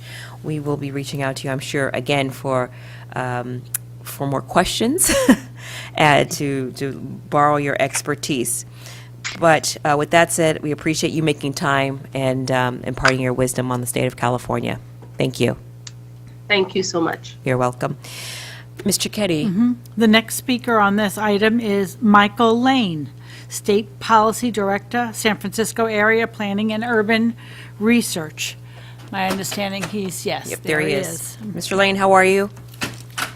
Doing well, thank you. Good. I'm glad to hear that. Welcome. I'm sure you have been listening to the conversation. You're on a panel that is specifically addressing, examining constitutional, statutory, and regulatory implications. I'd like to know what's required as we step into this new territory. The floor is yours. Thank you. Great, thank you so much, Madam Chair and members. Michael Lang with SPUR, a public policy think tank in the San Francisco Bay Area. And first, just want to express how impressed I am with both you and your staff and the work you've done. You've really surfaced many of the key issues and heard from so many different stakeholders. And it's really kind of a demonstration of how difficult it is to work in this space. Also thrilled today that the governor also signed into law some additional legislation that will help in terms of on the entitlement side and approval of housing, but also need to continue to focus on financing and what it takes to actually bring together those sources to be able to finance and build this housing. I'll make a few observations and then want to cut to the chase and really talk about recommendations for next steps and where we can go from here. Yes, thank you. So I think the key problem we're trying to solve for is California's high cost of construction. We have the highest construction costs in the world. That's both soft and hard costs that make it very expensive to develop housing here, and multiple factors: materials, labor, taxes, fees. And I would also point out inclusionary housing requirements. Some of these programs in other states, which to some or a greater degree are applicable in California, we'll talk about that, but they actually provide that tax abatement in exchange for affordable housing on site. Whereas in California, we actually require the inclusionary housing, affordable below market rate housing to be included in a development without any type of public subsidy or incentive to the developer. Now, in some cases, the developer can use the density bonus, but depending on the cost of construction and the financing for a particular development, that may not be sufficient, and you actually do need additional types of incentives to really make a project feasible and to be able to go forward. And because in some jurisdictions with excessively high inclusionary housing requirements, we're actually seeing that stall out developments that are in the pipeline. And then, of course, the cost of land in California is a significant factor as well, apart from just the cost of construction. Other states have moved to address these issues. California, for the most part, has not. While Proposition 13, as is noted, is 1% of assessed value, our property values and the cost of land for construction is very high. It can be $10 million an acre for residential development in some cases. And you've taken a good look at some of the programs in other states, and oftentimes those are also high-cost states that are trying to address the issue of having market rate development include affordable housing and how we can create those incentives to make that financially feasible. You've also, I think, indicated, and Council has also provided input on the differences within California in terms of Proposition 13 and how our property tax actually stay at the local level, and the implications of that, of any state actions, and how we might potentially need a constitutional amendment for some of the approaches that have been suggested, and how the property tax welfare exemption, for example, only applies to 501c3 charitable or organizations. And so we have those types of limits in California that aren't applicable in other states. But I think it's also appropriate for us to take a look at all the potential avenues, including what BOE has authority over, and then also where there might be partnerships with the legislature and the governor and other statewide constitutional officers to try to put together a program that's really customized to address the issues that are unique to California and our tax structure. So in terms of recommendations and next steps, one thing that I think BOE could do and would be of interest to me is just to clarify and ensure consistency on how we assess the value of buildings that do have those BMR affordable units in them. And I know obviously the rents are different for those units, but in essence what we're doing is, units can cost $800,000 to even $1 million a unit in the higher cost areas of our state to develop those. And the developers asked to maintain those below market rents for the useful life of the building without any public subsidy or reimbursement. And we just want to make sure that what that methodology is, that it's actually capturing the lost income and the revenues for that building versus the cost of actually providing those affordable units on site, and make sure that's being applied by assessors across the state in a consistent fashion. So we'd love to work with you in that particular space, just to understand that methodology better and to make sure it's being implemented in the field correctly. We also think it might be appropriate to seek a modest state budget allocation next year to create the framework and guidelines for a proposed pilot program that would demonstrate the benefits to the public and tenants, and also allow housing projects that are stuck in the pipeline to move forward and create the housing and the good construction jobs that we will need. An example would be just 2 years ago, Treasurer Maude received $2 million from the state general fund through the action by the legislature and the governor to begin to set up the parameters for the California Dream for All home ownership program. And then now this last budget cycle, $500 million were deposited into that program to create a revolving loan fund. And something similar could be a path for us to consider for this type of tax credit or abatement program that you're looking at. The idea of a revolving loan fund means that the funds are repaid over time. And that's also similar to the CalVet's Veterans Housing Program. In addition to exploring state tax credits or refunds of property taxes at the state level while keeping the local jurisdictions whole, we could also push the state on loan programs and revenue bonds that would allow taxes, fees, and inclusionary housing requirements imposed on new development to be financed over time at more favorable interest rates to address these cost issues. And CalHFA, for example, currently doesn't have a program like this, and so I think there may be a valuable opportunity here to look at a partnership with that agency as well. And I'll stop there and take your questions and comments. Thank you. So the first question that I have that come to my mind is, can you just succinctly tell us, where do we go from here? Yes, so I'd really like to work with you on the recommendations for next steps as a report, Okay. and then begin to really flesh out, these proposals based on the feedback we've received from stakeholders, and try to do the best we can to keep local jurisdictions whole while also doing something meaningful in terms of incentives for development. And we've got kind of the outlines here, and we could actually pull together a policy brief on that with you. Thank you. Let me see if my colleagues have any questions for you. Mr. Vasquez. Yeah, my question is kind of in the similar vein. I was just wondering, given your experience, especially with cities and counties, what some of these bond measures for affordable housing efforts, and what your thoughts is on maybe some of these in terms of backfilling if we went with an abatement proposal. Yeah, so I think that the straightforward way would be that the developer would still pay the local property taxes, which mean the schools and cities, counties, and special districts would all get their portion of that.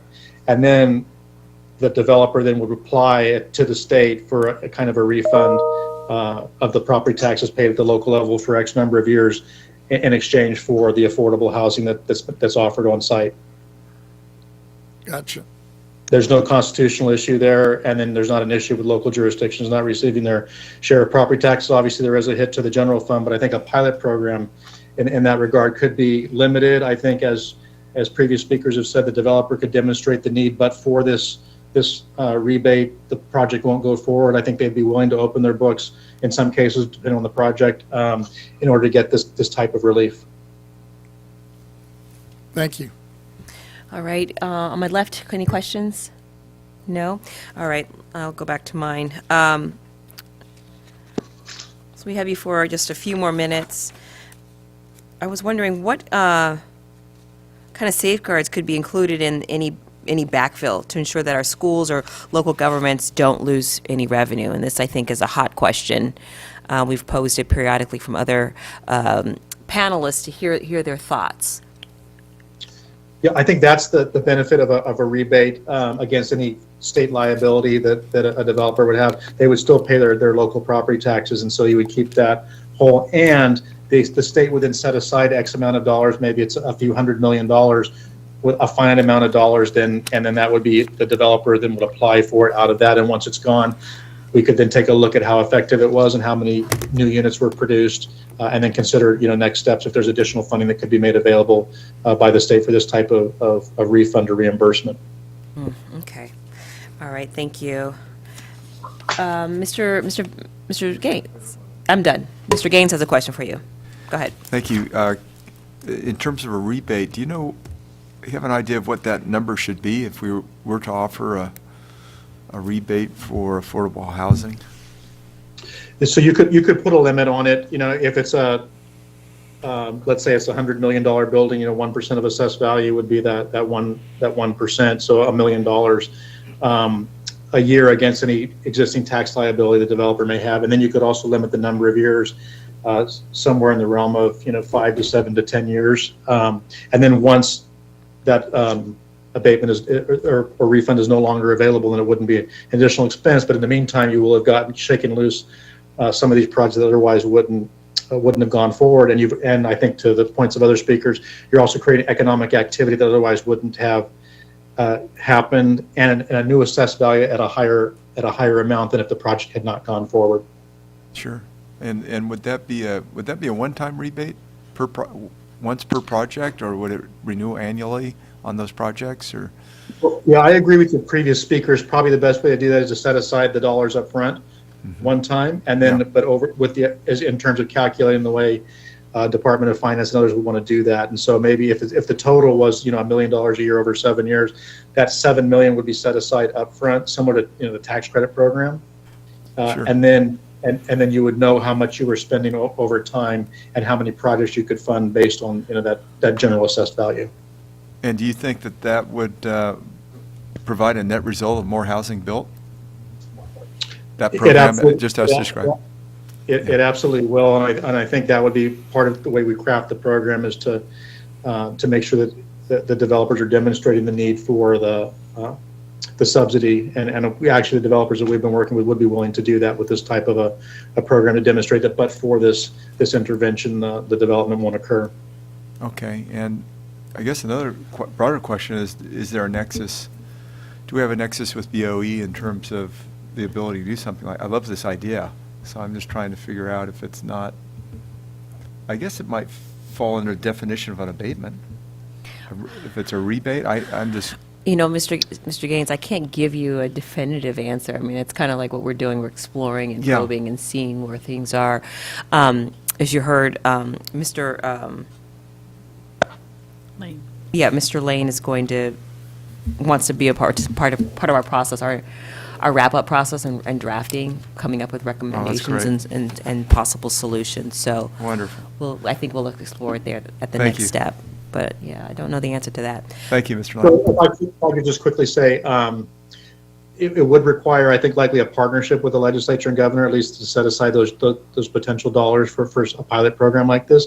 But I think the fact that you've taken this leadership, and because you are involved with the other exemptions that are similar to this, it's really important to have you at the table as a key partner in this, and we certainly appreciate your leadership with that. And also just that one other piece I just wanted to highlight again, how we assess properties with the inclusionary component. I'd love to learn more and work with your staff on that as well. All right. Thank you very much, Mr. Lane. We're out of time, but thank you for your presentation. Do you have any other parting words that you want us to know? We're here for you. Thank you. That's good. I like that. All right. We're here for each other. I appreciate you for making some time. Next, we're going to hear from Dr. Jason Ward. Dr. Ward, good to see you. How are you? Good, Chair Cohen. Thanks for having me back. Yep, thanks for coming back. All right, so folks, this is Dr. Jason Ward. He's the Associate Director from RAND, Center on Housing and Homelessness. He came and he presented, was it last month you presented or the month before? I believe it was August. August, okay. I know, it seems a long time ago. So welcome, and the floor is yours. Thanks very much. It's an honor to be here again before you all. To briefly summarize the points I made in my last comments, which are somewhat germane to the comments I'm going to offer today, in my last appearance before the work group, I suggested that the characteristics of an effective abatement program might include the following broad characteristics. One, that the program target dense infill multifamily housing production, as this represents perhaps the best way to provide missing middle type of housing under present conditions in California, which include high land and production costs and a challenging regulatory environment. Also, that the abatements be temporary and phase out gradually rather than ending abruptly. And then finally, that any programs be as simple as possible in order to avoid contributing to the considerable load of regulatory barriers that developers have to already navigate to produce housing in the state. Okay. For this convening, I was asked to focus my comments on the issues of a specific issue of addressing the risk to tax-funded entities of foregone property taxes through the use of funding mechanisms that could effectively backfill any such losses, which has obviously been a recurring theme with earlier speakers. As an important caveat, I'm not an expert in finance, so my comments are going to be at a pretty high level and are primarily going to attempt to highlight a few potentially important issues around incentives related to differing funding approaches as I understand them, and broad evidence on the feasibility of such mechanisms. So the way abatements are financed should in general not be essential to uptake by developers who, will simply take an abatement they can get. But different financing approaches may create various incentives among voters and leaders in affected jurisdictions regarding whether or not to support an abatement program. The choice of financing mechanism may also affect the ability to attract investors. Local bond issues that incur a general revenue obligation may be problematic since they require voter approval, and existing homeowners may not want to risk bearing an additional tax burden to create new homes in their jurisdiction. Beyond that, in areas with more general sentiment against increasing housing production, garnering local support for any effort to do so may be difficult, regardless of the incidence of the funding. A state-level bond issue could broaden support, and a state-level general obligation bond offering would spread any cost risk to a point where it would likely be relatively trivial to any given jurisdiction or voter. But a broad-based bond issue may have multiple other problems, including, the need to go before voters, and also issues around perceived equity, which was alluded to by Ms. Carroll, I believe. So, for example, if some localities used abatements a lot and others not at all, but all are equally on the hook for any kind of backfill obligation. For these reasons, revenue bonds may be more attractive since these would be directly repaid from positive differences in tax revenues over time, and also would not require voter approval for this reason. However, the risk represented by the lack of a generalized repayment obligation at the state or local level would require some sort of yield premium, though such a premium could in turn help to attract investment to these vehicles. I'm not aware of any direct analogs to such a program, but this approach is in some respects, I believe, similar to the California Earthquake Authority's use of revenue bonds in order to maintain required levels of capital to meet potential claims. That might be one example of its type of a structure that could be used. My understanding is that these bonds have been typically rated in the middle of the spectrum of investment grade bond ratings.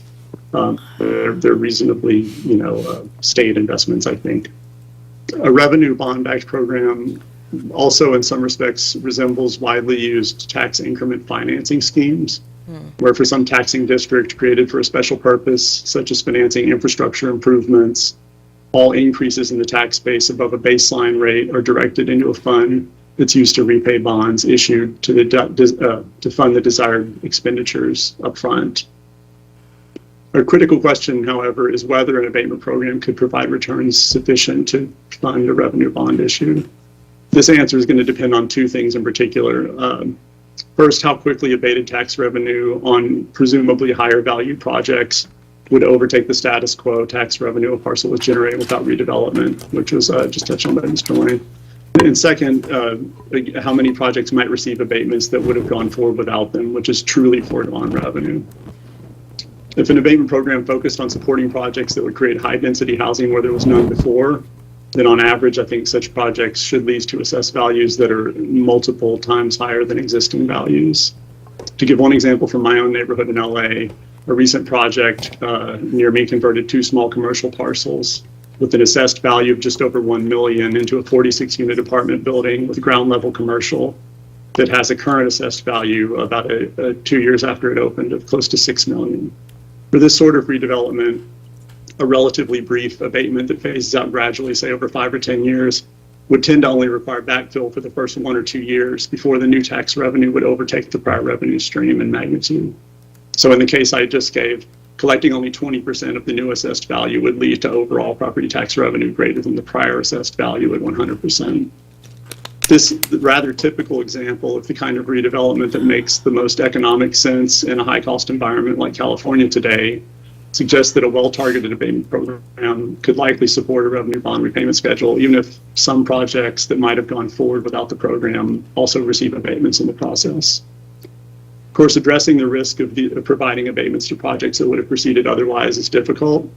Mr. Lane suggested that developers might be willing to open their books to sort of make a case along these lines, which would be a great process, if it's sufficiently sort of transparent. But one other approach would simply be to assure that the abatements target the production of dense and kind of naturally affordable housing, which has tended to be underproduced. So in this sense, new projects can be thought ex ante to have some claim to be projects that would not have otherwise gone forward. This alone might minimize the likelihood of spuriously providing abatements. And then to the extent an abatement program perhaps shifts developers toward producing this type of housing rather than the more typical kind of luxury housing being produced in most major metro areas today, then it could also be argued that such projects would not have gone forward in the absence of the program. Zooming out, it occurs to me that it's also important to contextualize any sort of production-focused abatement program within the ongoing program of interest rate hikes being conducted currently by the Federal Reserve with the goal of taming inflation. Since March, the Fed has raised rates from nearly 0 to 3%, and it's now generally expected that they'll continue on this path until short.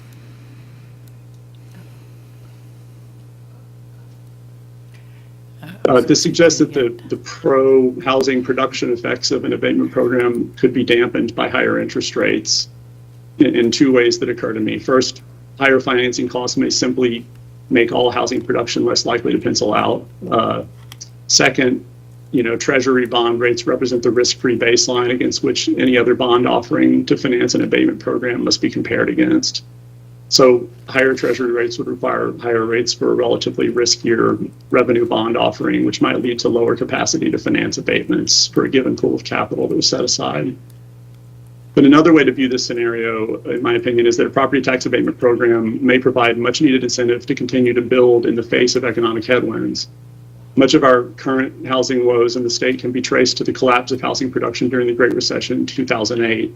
The production in the state fell from a total of around 200,000 units per year in 2005 to something closer to 40,000 units in 2011.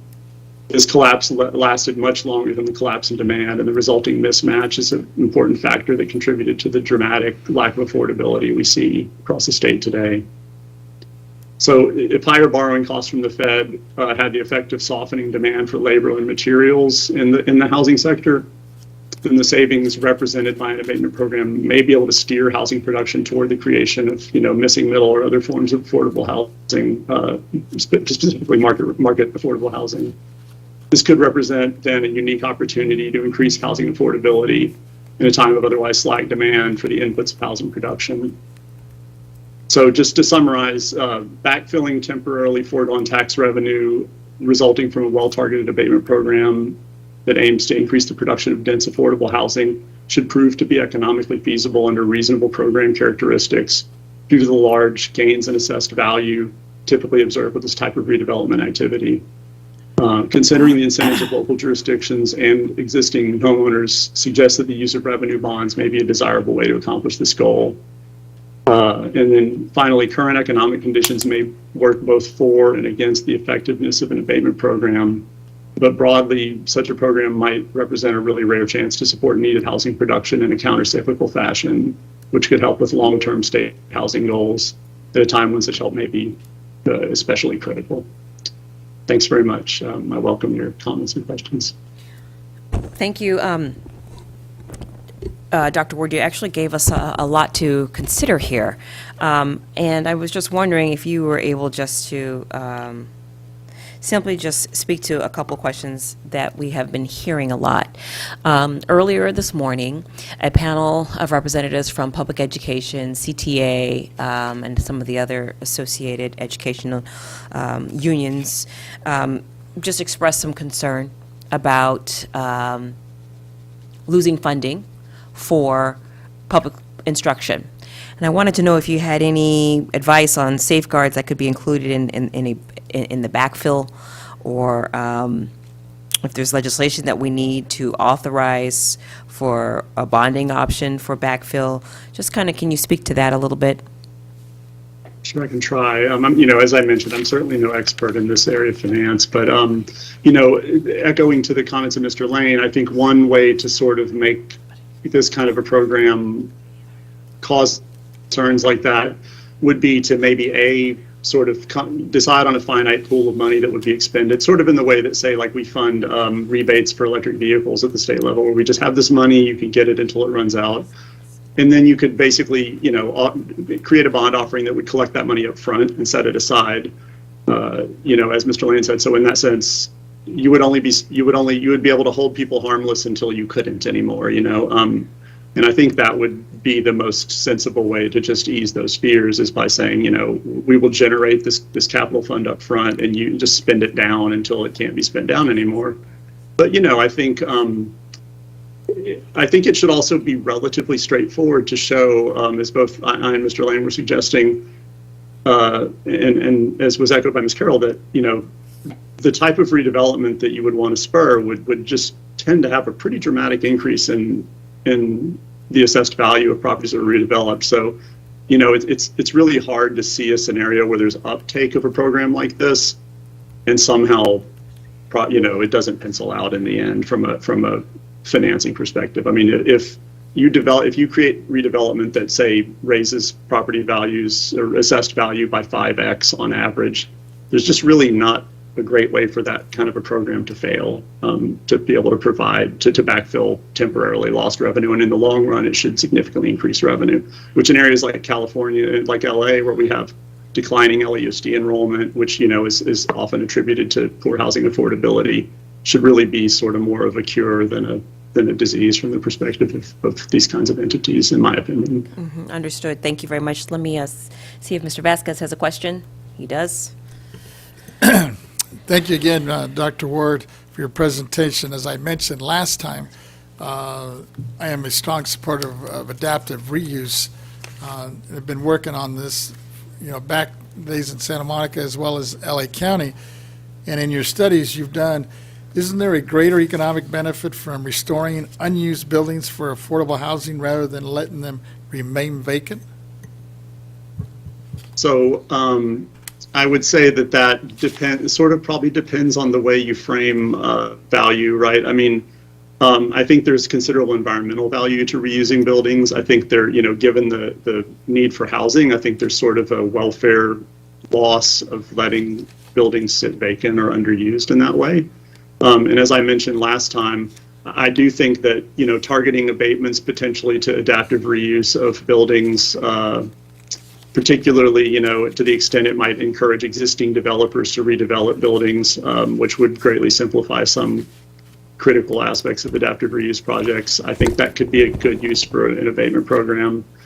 And I don't think that anything, in terms of the backfill financing stuff would be really an issue there, or would differ in any way there from, say, new construction.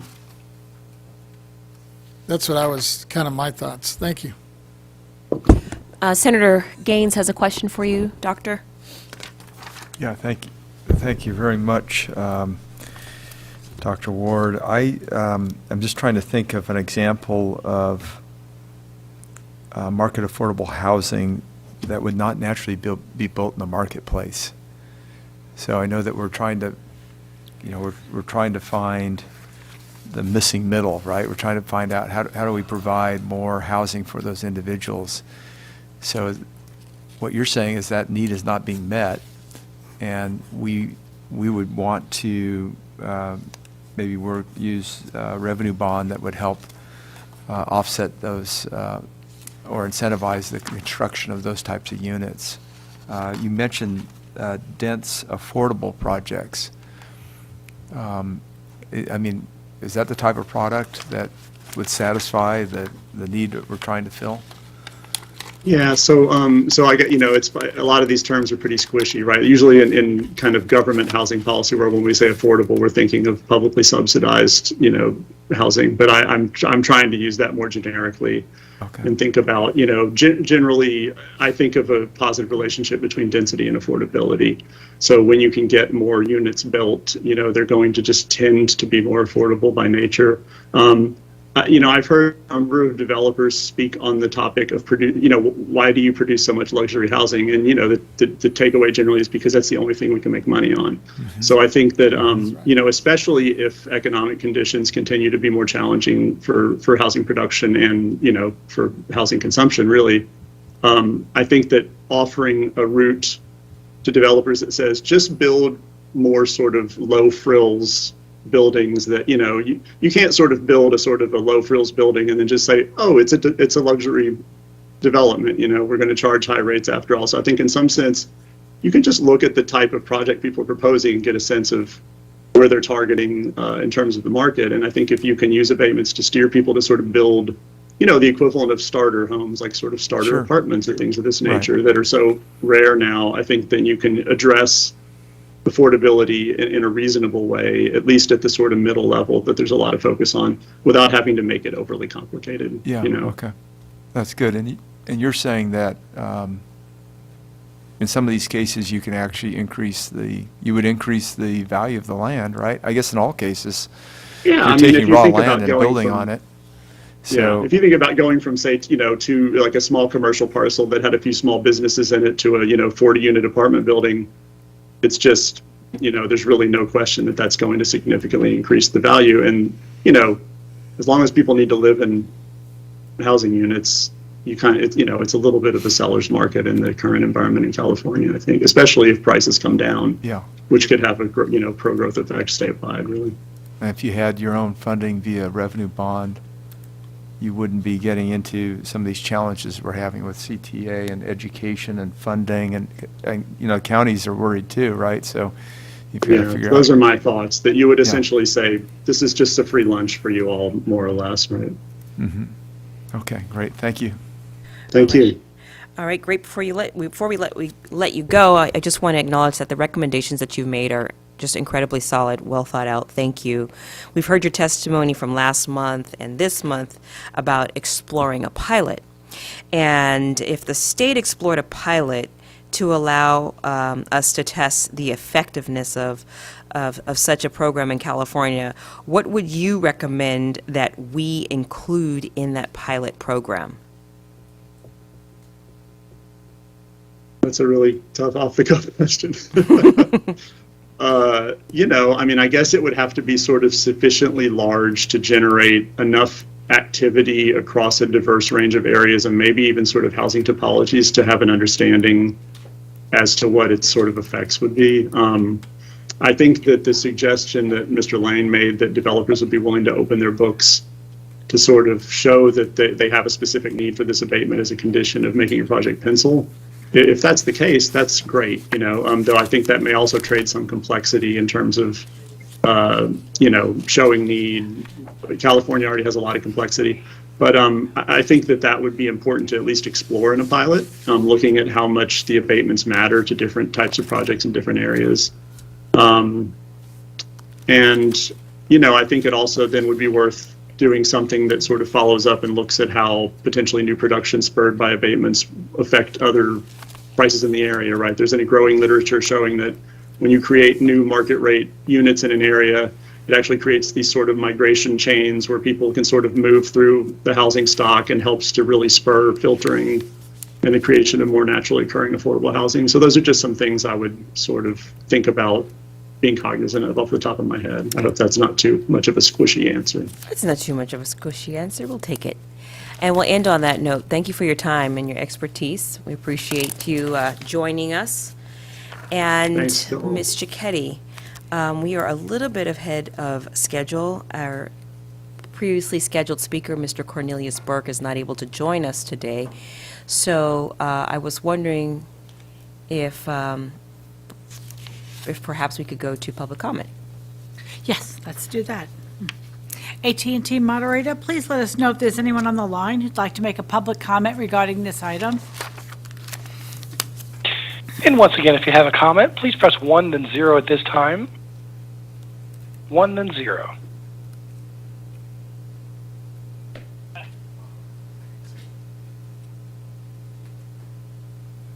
Madam Chair, we have no one in queue at this time. All right, thank you. So folks, how about I propose we take a 15-minute recess, and we will reconvene at, we'll say 3:15. Thank you.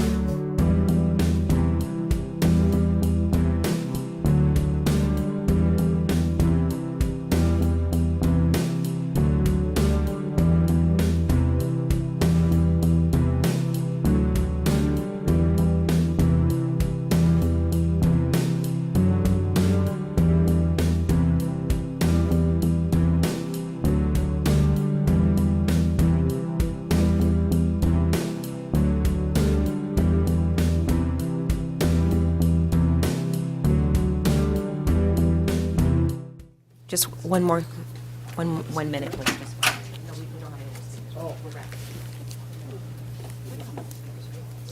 No more speakers, my understanding.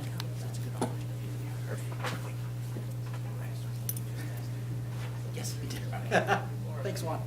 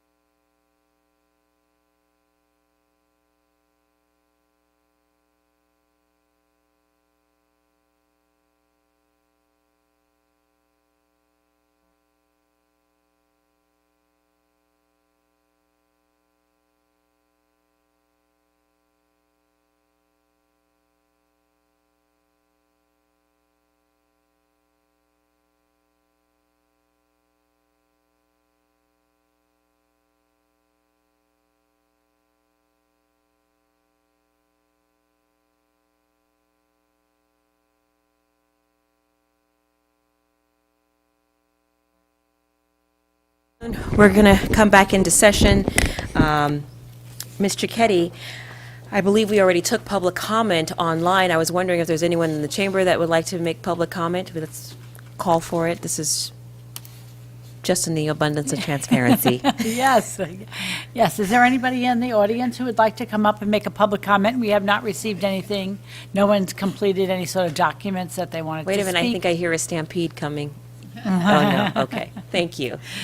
We do have one other item on the board work group. It's our sixth and final item. Yes, please. To do an overview of the day and the next work group convening. All right, thank you very much. Whew. Thank you, colleagues, for actively participating in the last 3 months, this work group meeting.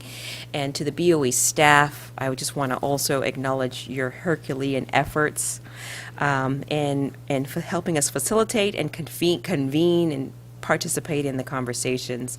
I also want to acknowledge and thank your members, your individual staff. They've just been incredible. Vasquez, you in particular, your staff has been bar none, and I am very, very grateful for that.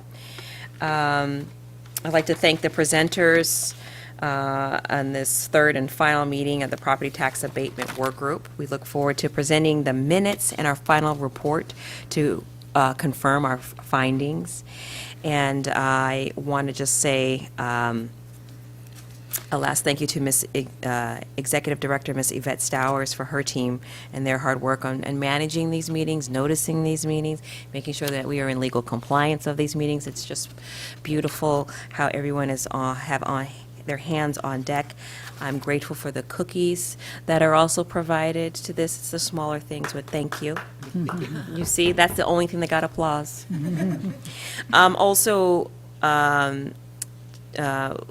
want to call attention to, as I mentioned, Mr. Vasquez's team, but also my team, who helps really steer this conversation, doing the follow-up work and the follow-up emails and the checking and the double-checking, and then the coordinating on making sure they can get online, the speakers. So I am looking forward, as we just wrap this up and kind of digest this. I don't know if you guys have any parting thoughts or any last-minute thoughts or things that you want to share. Yes, Mr. Schaefer? We're wrapping up the meeting, right? No, sir, we still have more business, but we're wrapping up the work group. Okay, well, I want to thank all the speakers we've had from around the country, especially Ms. Carroll from New York, who's developed a couple 100,000 units, I understand. We've learned so much about I think so, yeah. Oh, I see. Thank you. And want to thank Chair Cohen for continuing to spotlight these issues, which is what I think we can be very good at. And I'm going to use everything that I've learned to improve my relationships with the legislator and with our executive staff on this housing problem. So I thank you for bringing it to us. Thank you. Mr. Gaines, any comments for you? Yeah, I want to thank you, Member Cohen and Member Vasquez, for all your hard work and for moving forward on this issue. It's a huge issue. I think we've learned a lot on the last couple of sessions, and we can then try to figure out where do we go from here.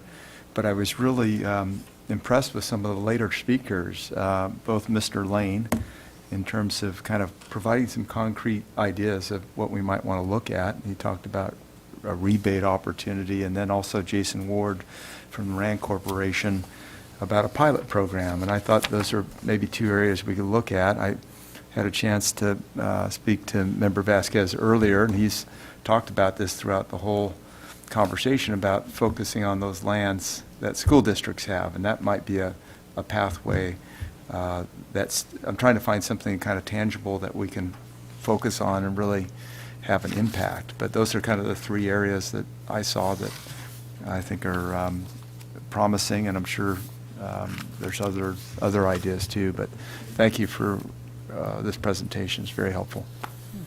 Excellent. Thank you, Mr. Vasquez. I'm Yes. sorry, Mr. Eppolite, did you have something? Go ahead. And then Mr. Vasquez, we'll close with you. I just want to chime in as well, and thank you and Member Vasquez and your staff for putting these work groups together. I know that was a lot of effort on your parts, so thank you. Thank you for recognizing that. Thank you, and thank you all, and especially our chair, for putting this together, because the logistics, I know, is a nightmare with some of these folks, as you saw with many of our speakers. But one of the things that, and just thanking for those, hopefully that are still listening, those that may have spoke today or in the previous hearings, for your time and efforts and sharing your ideas and expertise on this item. And in short, in this short time, one of the things that came up to me is there was kind of three areas that kind of hit me as we were listening to the hearings over the last few months here. One of them was streamlining seemed to be one that we really need to look at. The other one was the cost effectiveness, and then public accountability. And in terms of streamlining, I think the governor, the senior housing advisor, said streamlining efforts are the secret ingredients to success in incentivizing affordable housing. The majority of the speakers over the past 3 months have asked us to streamline our exemption application and our approval process, both for the BOE and the assessors. On the cost-effective side, the size and extent of the terms and parameters of an exemption or abatement based on what makes financial sense. Let's incentivize various types of affordable housing, but not break the cities or counties or state budgets. On the public accountability side, the review and ensure that every party involved in the exemption or abatement process is accountable in terms of the time, efficiency, in terms of the public benefit they provide, and in terms of reducing the burden of government agency bureaucracy. And to me, those are like the key things. And I think as Member Gaines mentioned, one of the things that we might want to look at, because I know in hearing, especially the speakers today, people are obviously a little bit nervous and worried about us taking away any potential revenue source. So maybe one of the areas we can bite off kind of in the short term as we're thinking through some of the other potential incentives and abatements is look at targeting those properties that are owned by cities, states, school districts, college districts, and the federal government in the state of California that are either vacant or underutilized, because those are currently not paying any taxes now. So that wouldn't create any kind of an impact or for those that are depending on those revenue streams. So that might be one of the areas we should look at. And I'll bring it back to the chair and for our next steps. All right, so our next steps, right now, there's no further discussion. I'd like to go ahead and adjourn this portion of our work. Oh, excuse me. Ms. Stowers, are there any closing remarks that you want to make? I'm sure she has a few. I have something to say, I believe. I will be brief.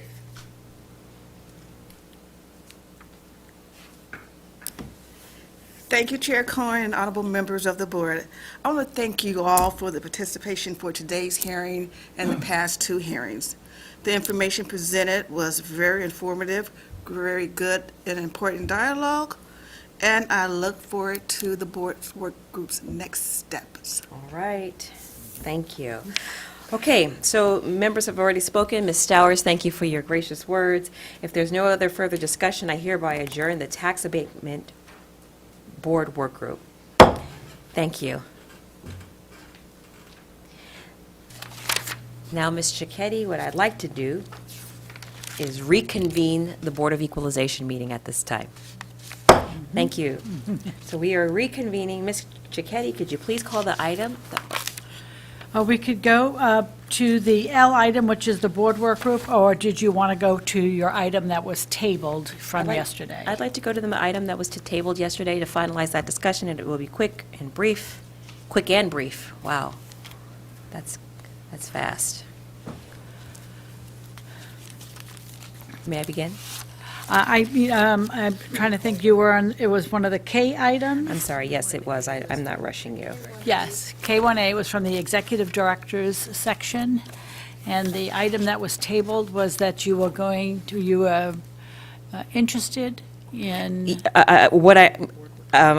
Let's see, the K1 item was about the Board Outreach and Communication Work Group. That's correct. And Mr. Nanjo brought to my attention that work group plans or some kind of a framework is usually presented and or discussed. And so what I have for me is a motion for us to discuss. It's very simple.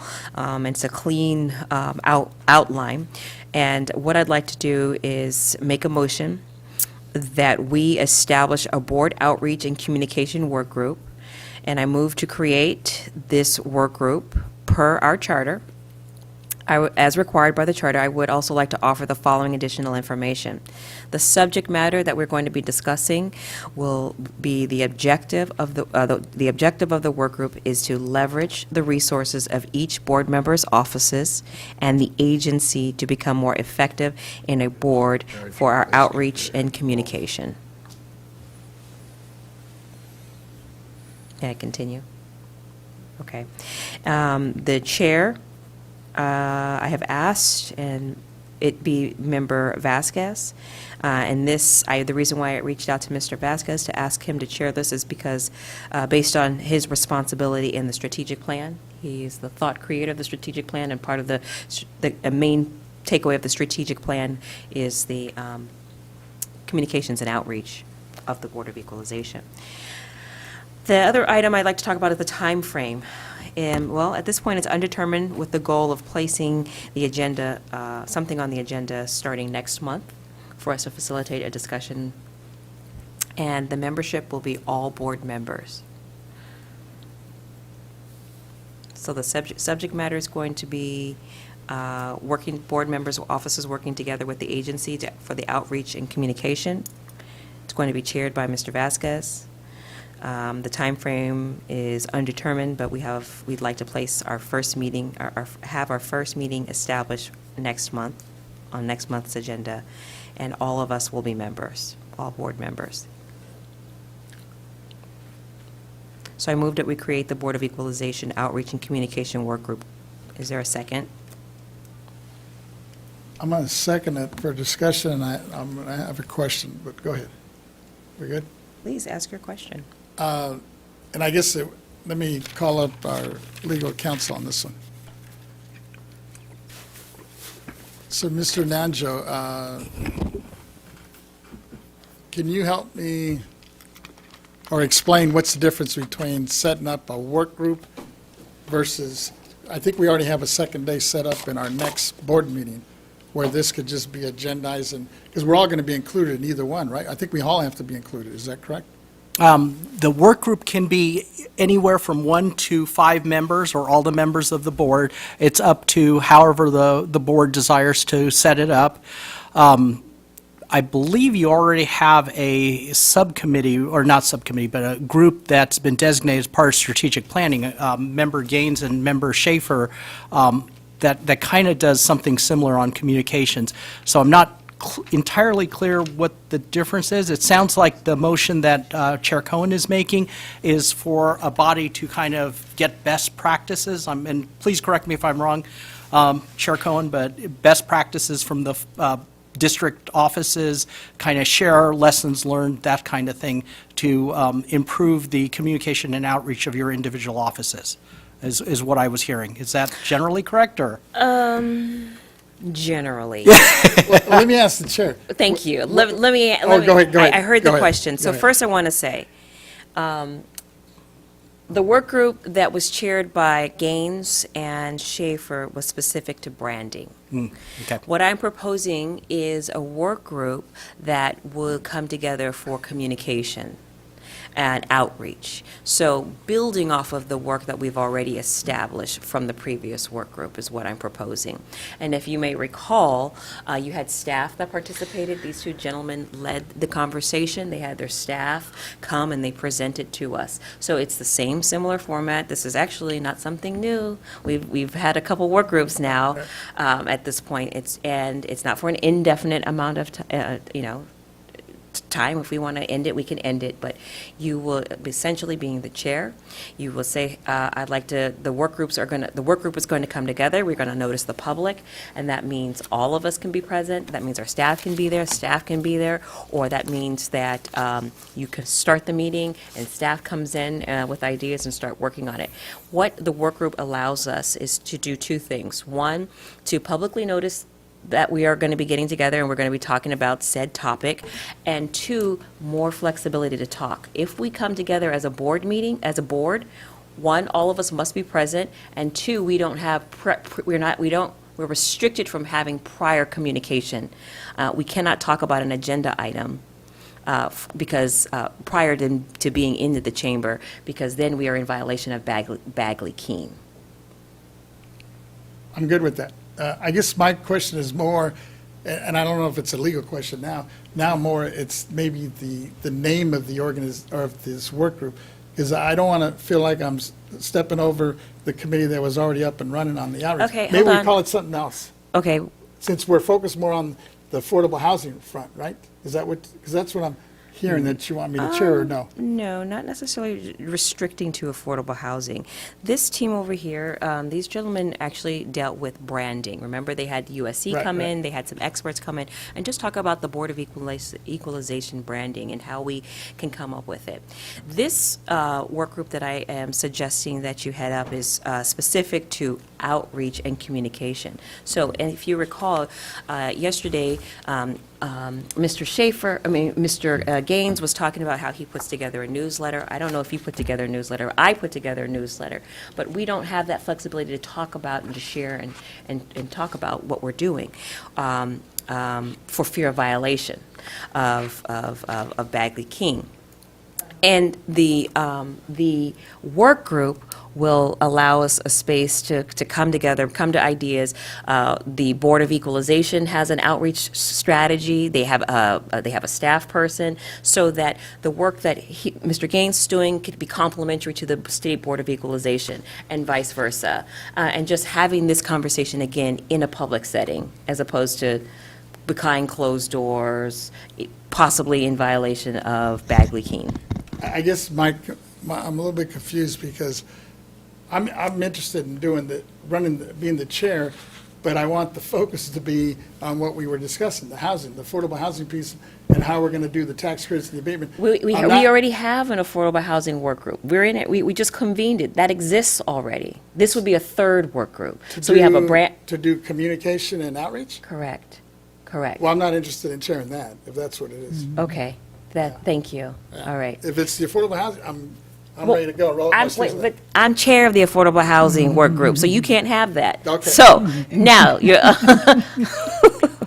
no, but in all For a couple serious- months. For a couple months. But the No, work no, still I- needs I to be get you. done. So I get you. please do the branding. I mean, please do the please do the outreach and communication. It's important to me. Please. I'll help you. It feels like I'm stepping on their toes, that's why. Okay, well, let me. hear from the other two members, that's all. I thought we were doing both communications and branding. I thought that was part of our charge when we made our presentation. So it does seem to duplicate what we've done. But I like the idea about talking about it with all of us at a meeting, right? And so if that's something that could be agendized and brought forward, I guess I'd like clarity through Mr. Nanjo in terms of the differences of means of communication for, if we just agendize an item, we can't discuss that with more than one other member prior to the meeting, the public meeting. But if you put a work group together, is that different in terms of our ability to communicate? Not, there may be a tiny bit more flexibility, but not really. If it's a work group of all 5 members, then anytime the 5 members are talking about something that comes before the board, that would be an item that's subject to the Bagley-Keene rules. One of the things I could suggest is if you want to have an opportunity to talk about the concept of this work group and kind of go over the scope. One of the things that's contemplated in the board work group structure document that this board has already approved is the concept of bringing it up as an L item, and then the members would be free to kind of work out the details at an L item. That's one option. I don't want to step on the chair's toes. It sounds like she has kind of a plan built out, and just so that we're protecting ourselves vis-a-vis Bagley-Keene, the structure talks about 3 ways that a work group can be formed. One is through an L item that's put on the agenda and the board members discuss it, and if they say this is a great idea, we'll do a work group can be formed. Another way that's specifically contemplated in the structure is through an agenda item. And in this case, the executive director has, I believe, spoken at least 2 meetings now on the concept of communications and outreach. It's been something that's of interest to this board. And I think yesterday in her report, she talked about the concept of possibly having a work group on it and some parameters around that. So, of course, that's another place where this board can go ahead, as Ms. Cohen, our chair, has done, and said, let's go ahead and set a work group along those lines. So it is really the board's option on which of those 2 methodologies they use. Thank you. Gentlemen, I just want to say that you sat here this month, last month, the month before, talking about how wonderful this was a conversation and what outstanding leadership is. I am the chair of this body, and I'm providing leadership and guidance for this. If you don't want to do it, you don't want to do another work group, I understand that, and I will fall back, we don't have to do this. But I also want to just really highlight that I think I've done a good job, my team has done a very good job in providing leadership and stability to this body, and making sure that this body is taken seriously, not only in the Department of Finance eyes, the governor's eyes, and the legislature's eyes. And so I'm not quite sure why it's so confusing and so hard to understand. This would be literally the third work group that we would be setting up, but it sounds like there isn't an appetite for it, and I'm okay with that.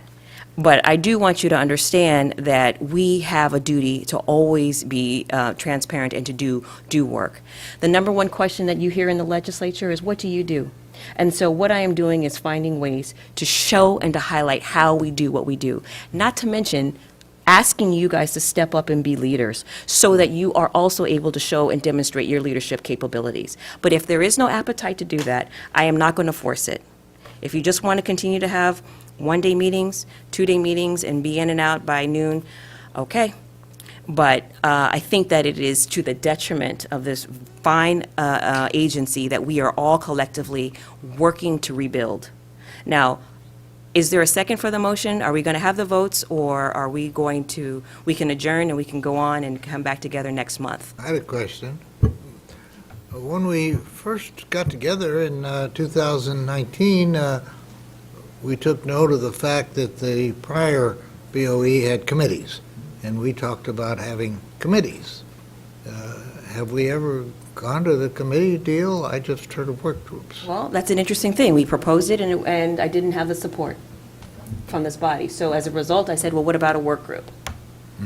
So there is friction that I don't understand when it comes to actually providing service to the people that we are representing. So there is a motion that is on the table, and I'm going to restate this motion. This motion is to establish a work group that is... Before we go further, Ms. Cohen, I think it would be point of order best for us to withdraw the first one from yesterday before you make a new one today. Oh, I was unaware that it was still open. It was still because it was on the table. I withdraw the motion that we were entertaining yesterday. The motion that we entertained today is still a work group meeting for... You could go forward now. Thank with you. your thing. A work... I just wanted to make sure, let's get it straight. Okay, I appreciate that, just for clarity and making sure our records are clean. This is a work group's structure that will focus on communication and outreach. And the subject matter is going to be to leverage resources from our office as well as the agency. And I've asked Vasquez to be the chair, but I'm open to someone else being the chair if he's not interested in being the chair. I'm wondering is this something that we could take a look at next month? No, Agendize never it? mind. I rescind that motion off the table, and this meeting is adjourned. Thank you. I